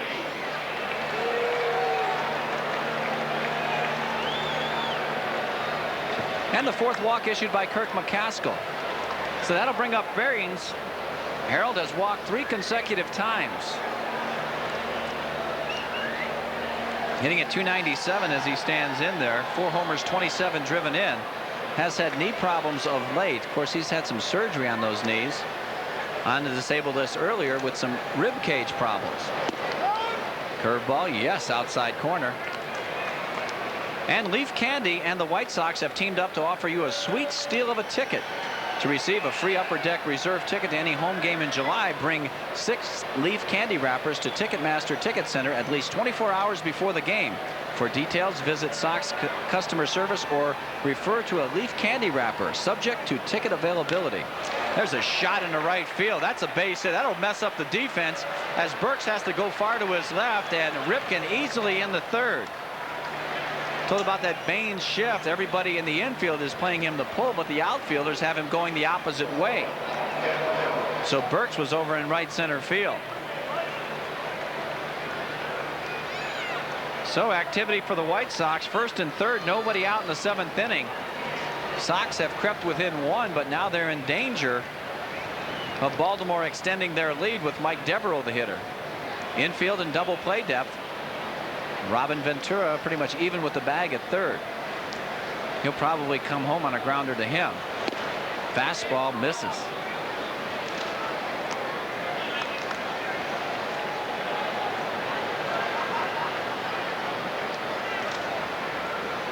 Devereaux, who had that big year last year, scuffling first part of 1993.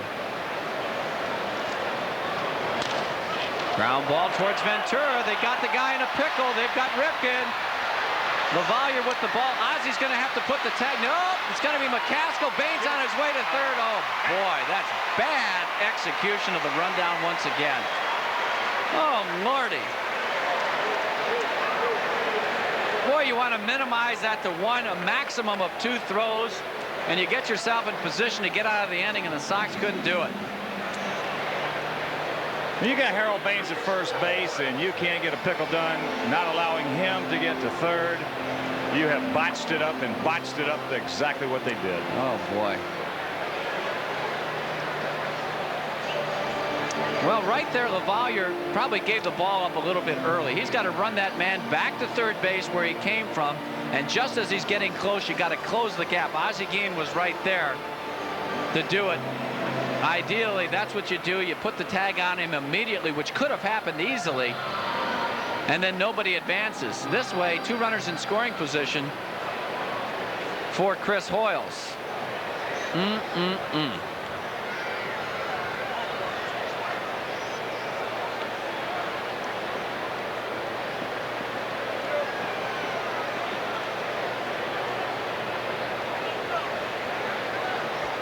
Second and third, 1 out for Hoyles. There's 1 out. Slider misses away.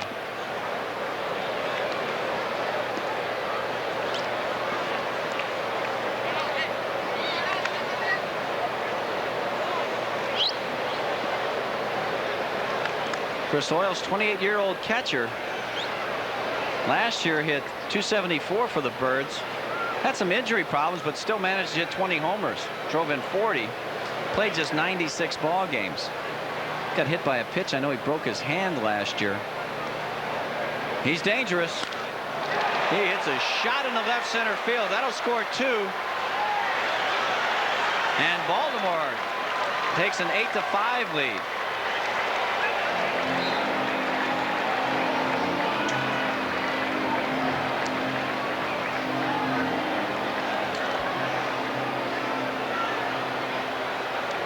Oh, he got a fastball right out over the plate. A lot of people are going to hit that pitch. And he smoked it. He got the head of the bat out. Good fastball hitter, Chris Hoyles. And a good mistake hitter. So with Baltimore ahead 8-5, David Segui will hit with a runner at first base. 1 out. When Baltimore has parlayed those 7 hits into 8 big runs.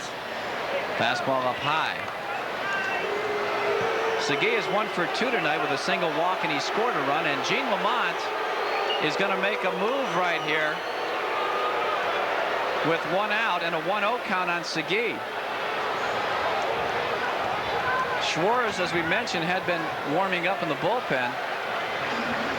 And here comes Jeff in from the pen. So we'll be back to tell you all about Jeff Schwartz right after this.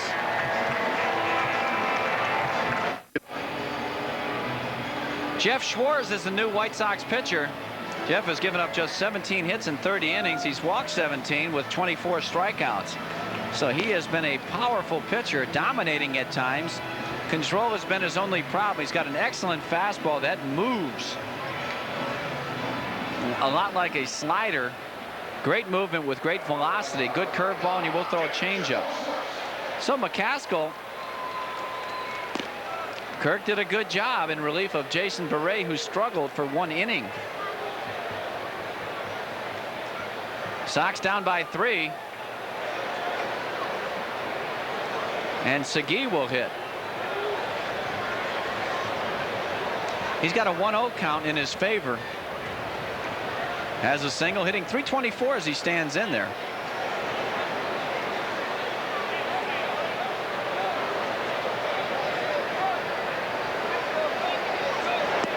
Curveball misses outside. Tim Hewlett is the on-deck hitter. Sox playing Segui to hit the opposite way. Big gap in right center between Lance Johnson and Ellis Burks. Oh, there's that cut fastball in the dirt. Gets to the screen, and Hoyles will get to second base easily. 3-0 now on Segui. Boy, Schwartz has got that good movement on his fastball, and as you can see, LaValliere not quick enough to react to it. He was setting up on the outside. He got it way down and in, just missing Segui. Still a tough pitch to handle.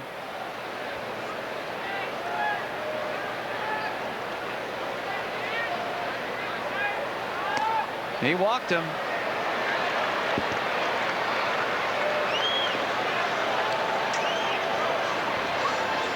Well, Jason Beret walked 3. McCaskill walked 4. So 8 walks, 8 free passes for Baltimore tonight. They are 3rd in the league in base on balls received, behind Oakland and of course the Detroit Tigers, way ahead of everybody else. They were at the 380 level. Hewlett the hitter, and that's the 4th consecutive ball thrown by Schwartz.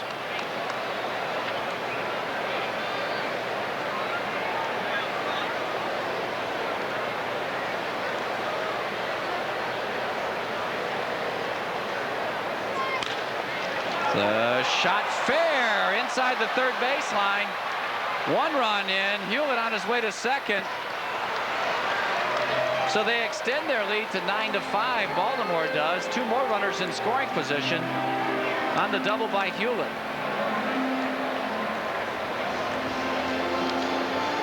Oh boy, that is right down Broadway. It looked like he aimed that one after throwing 4 consecutive balls. He just throws one right down Broadway. As you look at the White Sox bullpen, Bobby Thigpen, the right-hander, and Scott Radinsky, the lefty.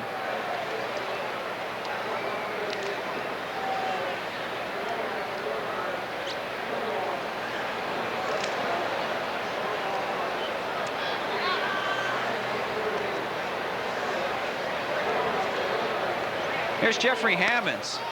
He popped it up in the shallow center field. Segui's going to tag. Here comes Lance Johnson towards the infield. Makes the catch, and no one's going to advance on this one. That ball just came back to the infield. So a big out right there as they get that good-looking young rookie, Hammonds, to pop out. There's 2 down for Harold Reynolds.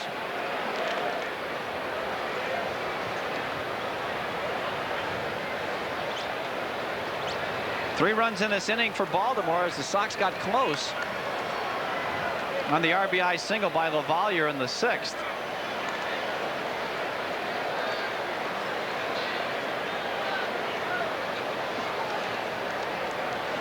So Harold Reynolds has 1 hit tonight. Boy, a base hit would really be a backbreaker for the Sox. There's a curveball up high.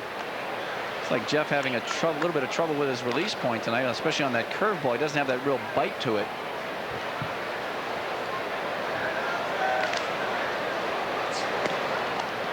And that fastball misses low. 2-0 the Reynolds with Mark McLemore on deck.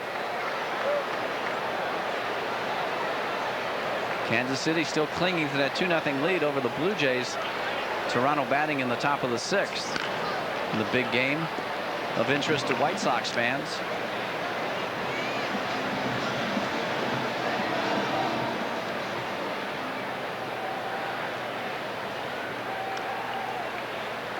Two and one on Reynolds. Sox coming into tonight's action a game ahead of Kansas City, 2.5 ahead of Seattle, who's creeping up there. There's a shot right at Joey Cora, the one hopper. Throws him out, and that'll do it. As we head to the 7th inning stretch, Baltimore picks up 3 more, and they lead it 9-5.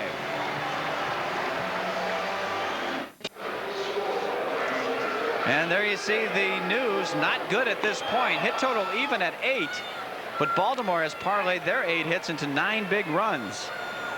They picked up 3 in the last frame, a 2-run single by Chris Hoyles and an RBI double by Tim Hewlett. So Mark Williamson looking for the victory in relief of Rick Sutcliffe. Rick scuffled in this ball game, as did his counterpart Jason Barea of the White Sox. So here's Joey Cora, 1 for 2 tonight with a single. He's been hit by a pitch.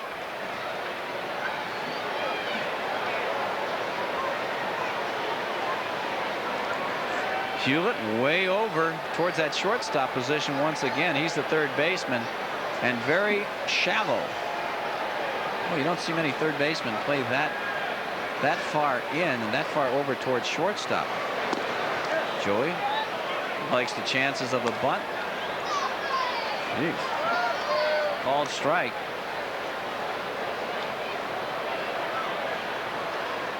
Big Frank Thomas is on deck. There's that palm ball. Joey tried to bunt at it. It looked like he just threw his bat at the ball. That didn't work. So the count goes 0-2 to Cora. Well, what a year Joey Cora having. 276 hitter, started the year off as in spring training as a third-string second baseman. Oh, he jammed him right to Hewlett. He's positioned perfectly, and he throws him out. And tonight, on the Sports Channel report following the game, the Western Open report, 3rd round review from Cog Hill. That's Dubs Dredd.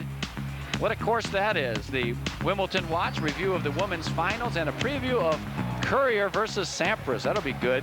And the AL report, AL West report, highlights of the torrid of the Sox game, and of course at Kansas City and the rest of the West.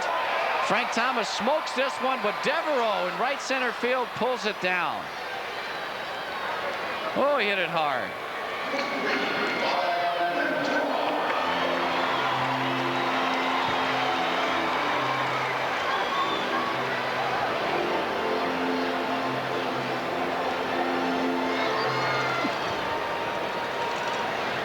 There's Robin, 0 for 2 tonight. He has a walk to his credit. Sox need to get something going here. They're running out of outs. Curveball, yes.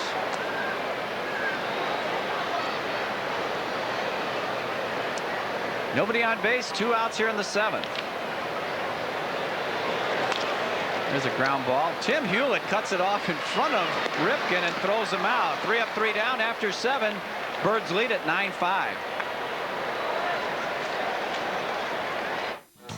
Time now for a spin around the American and National Leagues. First of all, let's go to the American League scoreboard and see how everybody in the West is doing in games tonight.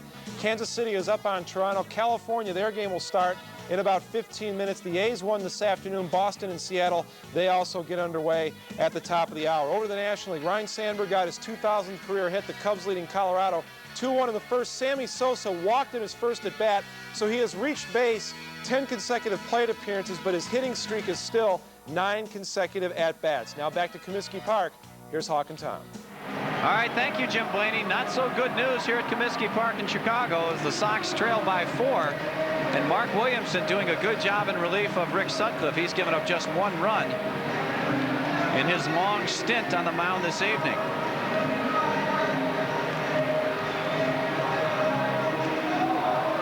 And a new pitcher for the White Sox here in the top of the 8th inning. It's Bobby Thigpen. Bobby in 15 games, no record, .426 earned run average. Giving up 24 hits in 19 innings, 1 save, 8 walks, and 10 strikeouts. And he has pitched very well in his last 3 or 4 outings. So Bobby trying to regain some of that form he had when he was the closer. And for Baltimore, it'll be the 2, 3, and 4 guys in the order. Mark McLemore, Cal Ripken Jr., and Harold Baines.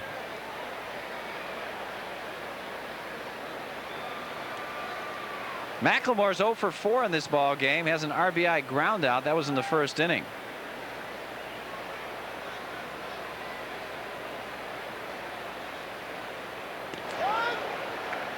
Strike. A little slider right there by Thiggy.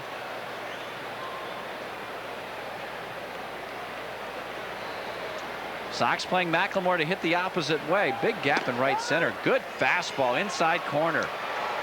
So Bobby quickly out in front of McLemore at 0-2. Tell you, McLemore's a very valuable guy that Baltimore has on this club. If they're going to make a run, he'll make a big contribution. Playing right field now on a regular basis, up and in, 1-2. But you've got a youngster like Jeffrey Hammonds, who's going to play a lot. Brady Anderson on the DL right now will come back, and of course he's got to play. But McLemore can also play the infield. Got him on the outside corner. Took something off of that pitch. And Bobby Thigpen punches out McLemore.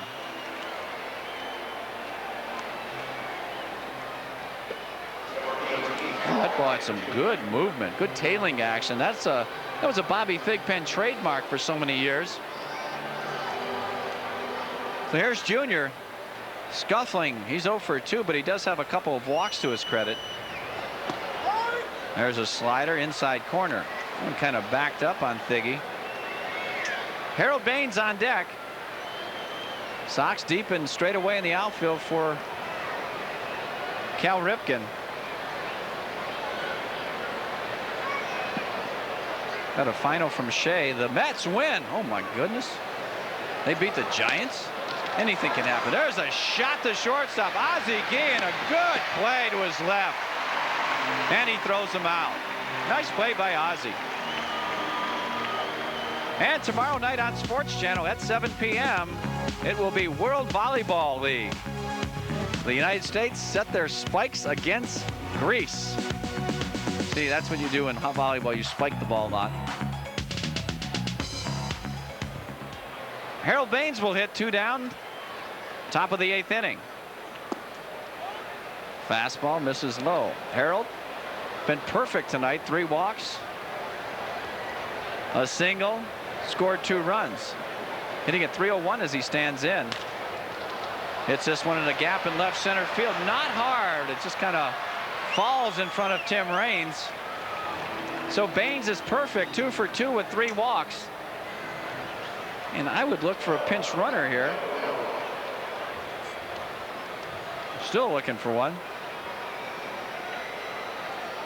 Guess not. Mike Devereaux 1 for 4 tonight, but he had a big home run. His first time up, 2 RBIs. He has scored a couple. Chris Hoyle's on deck. Frank Thomas playing behind Baines at first. Fastball up and in. Oh, I don't think Harold's going anywhere.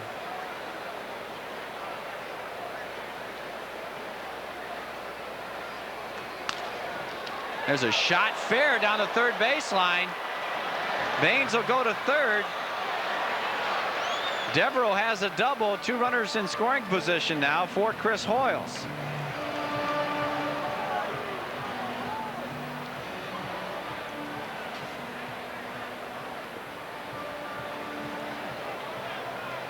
#20th double of the season for Mike Devereaux.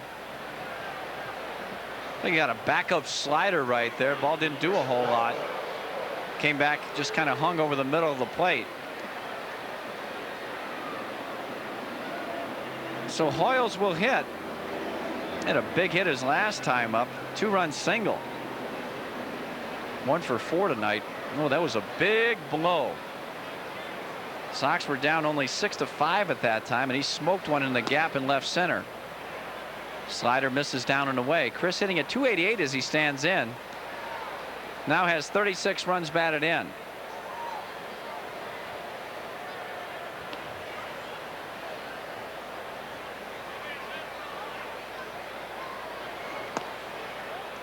Fastball inside. Well, Baltimore trying to creep up on Toronto in the race for the AL East championship. They came in fourth place, 5.5 games back, but Toronto Blue Jays are trailing at Kansas City. So double trouble tonight for the White Sox. There's a shot, backhand by Ventura, the long throw, got him. Good play by Robin. That'll save 2 runs. Baltimore scores none after 7.5. Sox still trail by 4. 9-5 Baltimore here in the bottom of the 8th inning. Beautiful shot of the moon. And once again, we hope that you have a very happy 4th of July weekend. And please make it a safe one. Mark Williamson in relief of Rick Sutcliffe will face Burks, Bo Jackson, and Lance Johnson. Orioles with 3 in the first, 3 in the second, and 3 in the 7th. Sox with 1 in the first, 3 in the second, and 1 in the 6th. So here's Ellis. He's 0 for 3.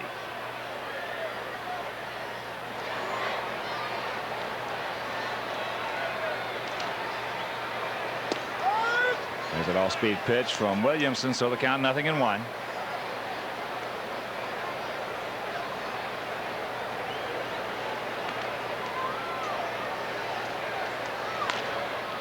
Breaking ball in the hole. Ripken cannot make the play. Made a little stab at it and knocked it straight down. Base hit for Burks. Well, it really wasn't hit hard on the fist, and Junior usually very competent at this play, backhanded it, but it hit right in the heel of his glove. He was getting himself set to get in that throwing motion, wasn't able to come up with it. So the Sox have the leadoff man on here in the 8th. Here's Bowie's 1 for 2, a walk, a run scored, and a double. Looks at it nicely, takes it, and the count 1-0. Well, Bo matches up pretty good against Williamson. He doesn't have that overpowering fastball that he can throw him upstairs. So let's see if Bo can do some damage here.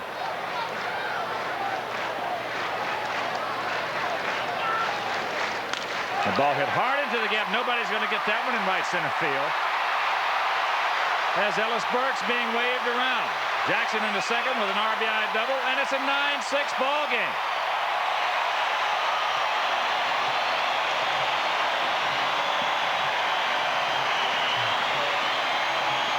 Bo does match up good against Williamson. Well, that play by Ventura to save 2 runs last inning. Hopefully that will be a key to this game. See, he just drops ahead of the bat on this fastball about thigh high. He just smokes it into that gap in right center. No chance for anybody to do anything, and Ellis Burks flying around third base. So a good situation right here. Within 3, you got a runner in scoring position with nobody out.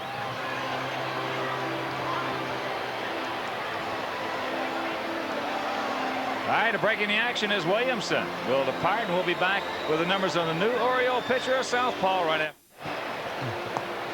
Jim Poole is the new pitcher for Baltimore. Runner at second base. Nobody out here in the 8th inning. Poole is appearing in his 27th game, 1-0 with a 2.31 earned run average, so he's done a nice job. Look at this, only 14 hits allowed in 23 1/3 innings, 10 walks and 20 strikeouts, so he's been a bit of a power pitcher. Former Dodger farmhand, pitched a little bit in the big leagues for the LA Ball Club, but he's on in relief. Face Lance Johnson. Wimpy.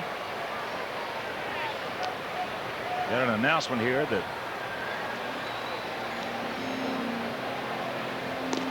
19 years of broadcasting.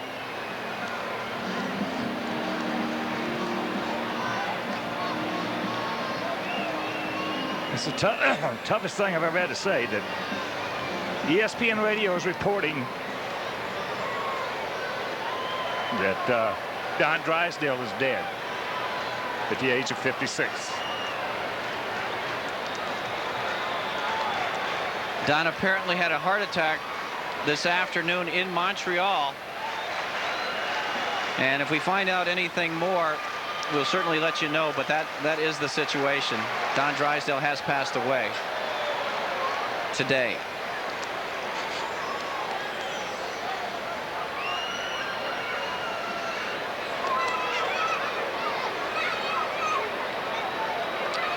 See the numbers on Lance Johnson. He's 2 for 2. A couple of single, and he has scored 2 runs. Lance got that average up to 306.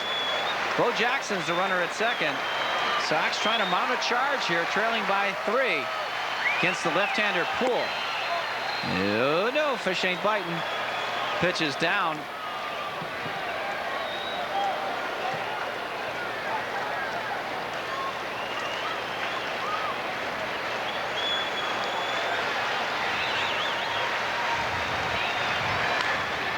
There's a drive to left field, but right at Hammonds. Well, Lance hit it hard, but right at the left fielder. So there's 1 out. Certainly, we'd like to send out our deepest sympathies to Annie Drysdale and Don's family on their tremendous loss today.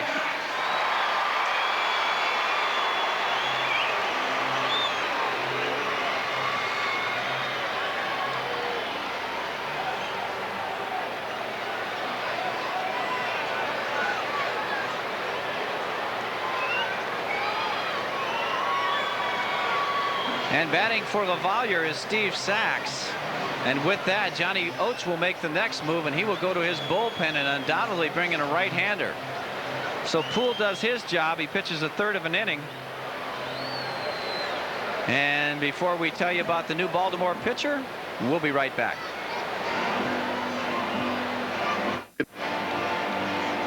Todd Froworth comes on in relief here in the bottom of the 8th inning. He's appearing in his 35th ball game, 4-4 with a 2.58 earned run average. Has 2 saves to his credit. He's been a big asset to these guys. A great setup man for Greg Olson. 33 hits allowed in 45 1/3 inning. He has saved 2, 23 walks, 25 strikeouts. He is a big man. He's got that funky submarine motion. So he's very tough on right-handers, and that's what Johnny Oates wants him to do right here, is to get Steve Sachs.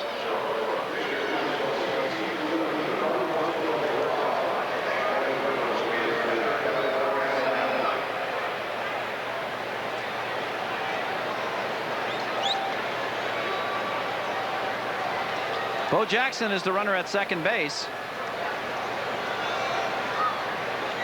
Hit total is even at 10, but Baltimore still has that 3-run lead. Well, there's a huge gap in left center field if Saxey can hit it. Fastball at the knees, strike. He's a low ball pitcher. You got to look down on Froworth. Try and drop the head of the bat on it. It's very tough to pick up the pitch from the right-handed hitter's standpoint. Of course, as a reliever, you're only going to face him usually once, a maximum of twice in a ball game. There's a slider outside corner. Good pitch.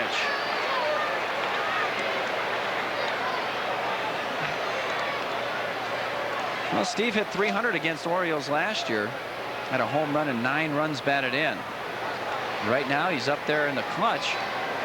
See Bo Jackson in the background. 0-2 pitch.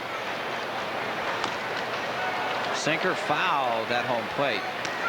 Ozzie Guillen will hit next.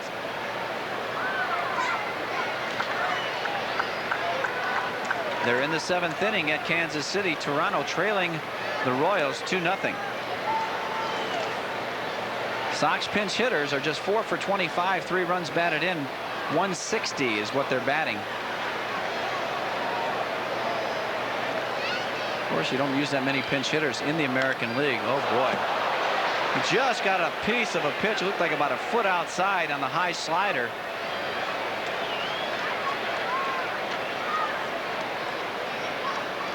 Watch this one. Looked like he was just trying to waste it. Saxey just got a piece of it.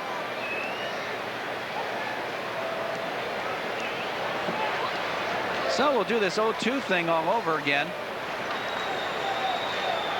Boy, is Devereaux shallow in center. There's a line drive right to Tim Hewlett. Took one step, caught the ball, and got him. So Johnny Oates is playing percentages. He's on his way out to the mound right now. Saxey, boy, just missed getting a big base hit. Oh, Lordy.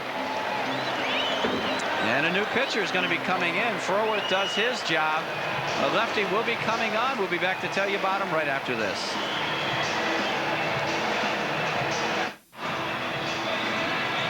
Brad Pennington is the new Baltimore pitcher. 21 games, 3-1, 2.86. So they've gotten good work out of their bullpen this year.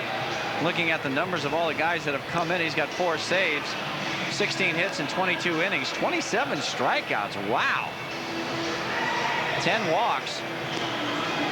So what they're trying to do, what Johnny Oates is trying to do, is go lefty versus lefty, righty versus righty, all the way down the line to try and get to the 9th inning for Greg Olson, who is their closer. Well, Ellis Burks, before the game yesterday, gave his teammates some T-shirts. And that's what they said, go hard or go home. And that was on the front.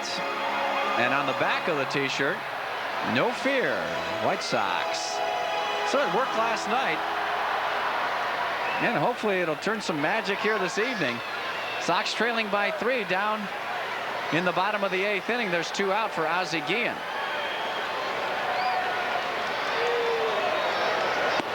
Ooh, good fastball right there. Inside corner. Ozzie, he's had a big day last night. He has a single and a stolen base to his credit and 3 trips to the plate, batting at .273 as he stands in. And a ground ball right side, hit slowly. David Segui is going to apply the tag, and that'll do it. The White Sox pick up 1, and after 8 trail it 9-6. Sports Channel's coverage of Chicago White Sox baseball is brought to you in part by Budweiser, the king of beers, who reminds you friends know when to say when. By your local Sherwin-Williams paint stores. The pros know, ask Sherwin-Williams, a participating sponsor of Major League Baseball. By your local Chrysler Plymouth dealer, where you get real advantages for the real world. And by RCA, the people who introduced television now proudly present RCA Home Theater TV. And our next televised game on Sports Channel will be tomorrow afternoon at 1:30. The Baltimore Orioles will complete this 4-game series with the White Sox, sending Ben McDonald to the mound against Rod Bolton. McDonald is 4-7. Rodney's looking for that first major league win. And a new catcher for the White Sox will be Rick Rona.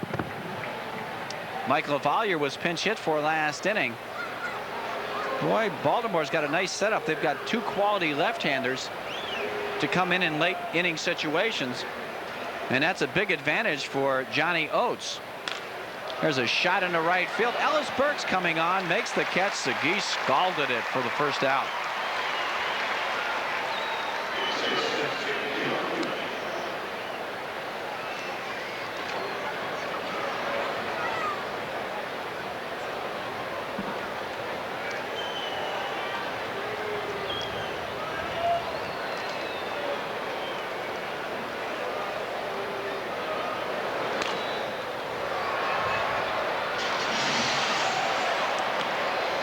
Tim Hewlett fouls the first pitch off. Tim had an RBI double his last time up. He's hitting .304.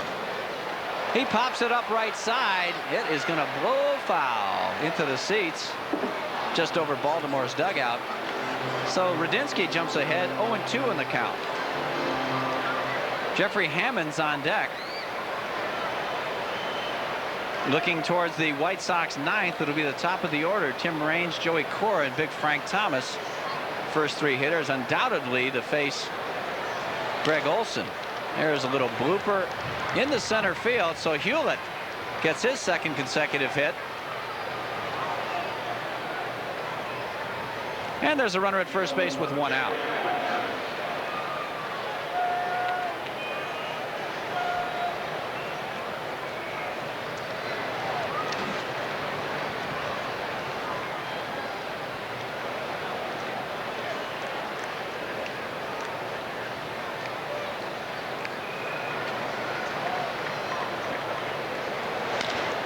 Ground ball. Ventura on 1 hop over to second for 1. Can they turn it? Yes, they do.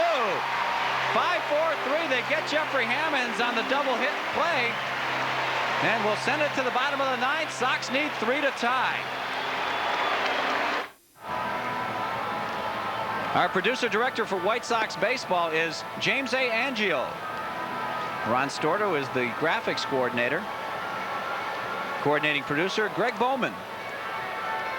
And John Toohey is the executive producer. And there you see the bad news. Bottom of the ninth inning here at Comiskey Park. Sox trailing by 3. 10 hits, but it's just not good enough. Greg Olson on the mound. He is the closer. Don't invite this guy for coffee. He's tough. 35 games, 0-1 with a 1.35 earned run average. He's back to his old form with 22 saves, 26 hits allowed in 33 1/3 innings, just 12 walks, 30 strikeouts. He has got what we call an overpowering curveball. As good as anyone. He's got an above average fastball, certainly around 90 miles an hour, 90 plus that is, but that curveball is his key.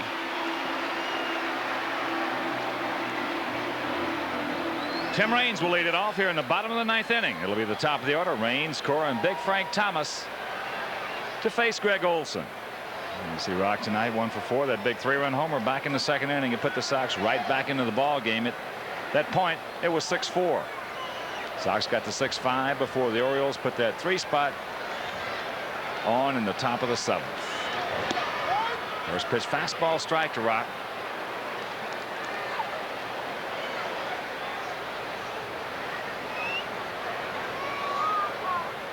Outfield for the most part. Now spread out. Bit of a gap in left center field. Tim Hewlett in on the grass and well off the line at third. There's that curveball. One hopper right to Hewlett. Lead man down here in the bottom of the ninth inning. Tim Hewlett seems to be covering that entire left side of the infield. Doing a good job trying to set up Greg Olson for his 23rd save. 22 for 25, including 12 of his last 12. Well, that pretty much coincides with that good play that Baltimore has had in the last month. Here's Joey Cora. 1 for 3 tonight.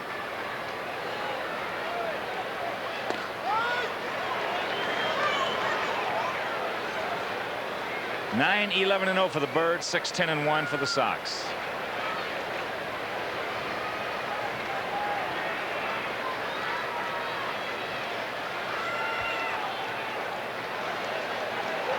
There's a breaking ball low, and the count evens at 1. Rod Bolton trying for his first major league victory tomorrow afternoon in the finale of this 4-game set against Big Ben McDonald. We'll have that game for you at 1:30. Also the Legends game, the 83 Sox and the 83 Orioles. It'll be played at 12 o'clock. And we'll have that for you right here on Sports Channel.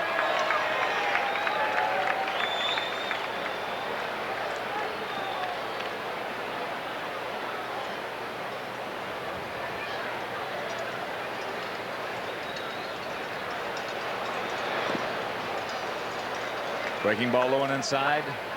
2-2 the count. Toronto at Kansas City tied at 2, bottom of the 7th inning.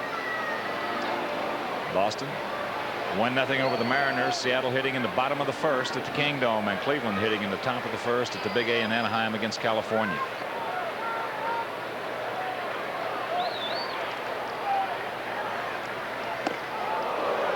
Joey almost took another one for the club right there. That one maybe just a little too hard. So the full count to Joey. Ball 4, base hit.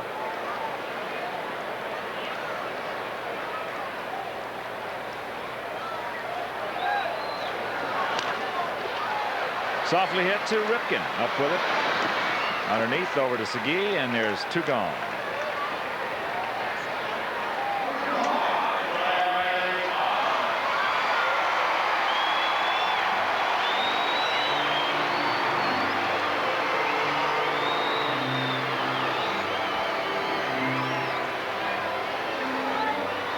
Big Frank cracked out his 17th. That was in the 1st inning. Opposite field shot off Rick Sutcliffe. Takes the strike, inner half.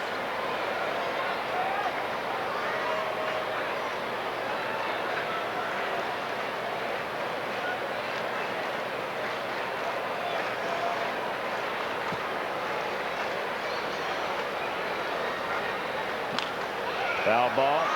Souvenir right side. The count 0-2. And our Budweiser player of the game tonight, Tim Raines. That big 3-run homer got the Sox back into the game, but they just could not quite catch up. Our Budweiser player of the game.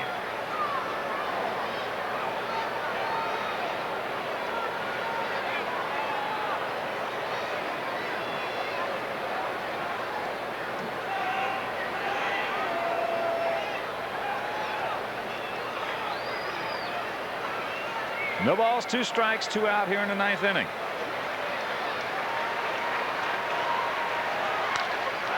That ball hit high and deep into right field. McLemore back at the track. He's there, makes a catch, and the ball game is over. So the Orioles make it 2 out of 3 in this 4-game set as Olson picks up his 23rd save, nailing it down for Mark Williamson. Wimpy and I will be back to wrap it up. Right now, let's go back to our studios and Jim Blaney. All right, thanks a lot, Hawk. So the Sox go back down to the Baltimore Orioles overall in the series. The Orioles have a series lead of 2-1 in the Sox, and they'll finish off the 4-game set tomorrow at Comiskey Park. But some unfinished business from this game. First of all, our Sherwin-Williams play of the game. It came in the top of the 2nd inning when it was still daylight outside, and Tim Raines with a 3-run homer to right field got the Sox back in the game early, but they just couldn't stay with the Orioles tonight. 8th homer of the year for Raines. RBI 19, 20, and 21. That is our Sherwin-Williams play of the game. When we come back, we'll go back out to the yard one more time, get the final thoughts of Ken Harrelson and Tom Paciorek. We'll also have one more tour around the scores when we bring you your Ford dealers. Sox 93 postgame report.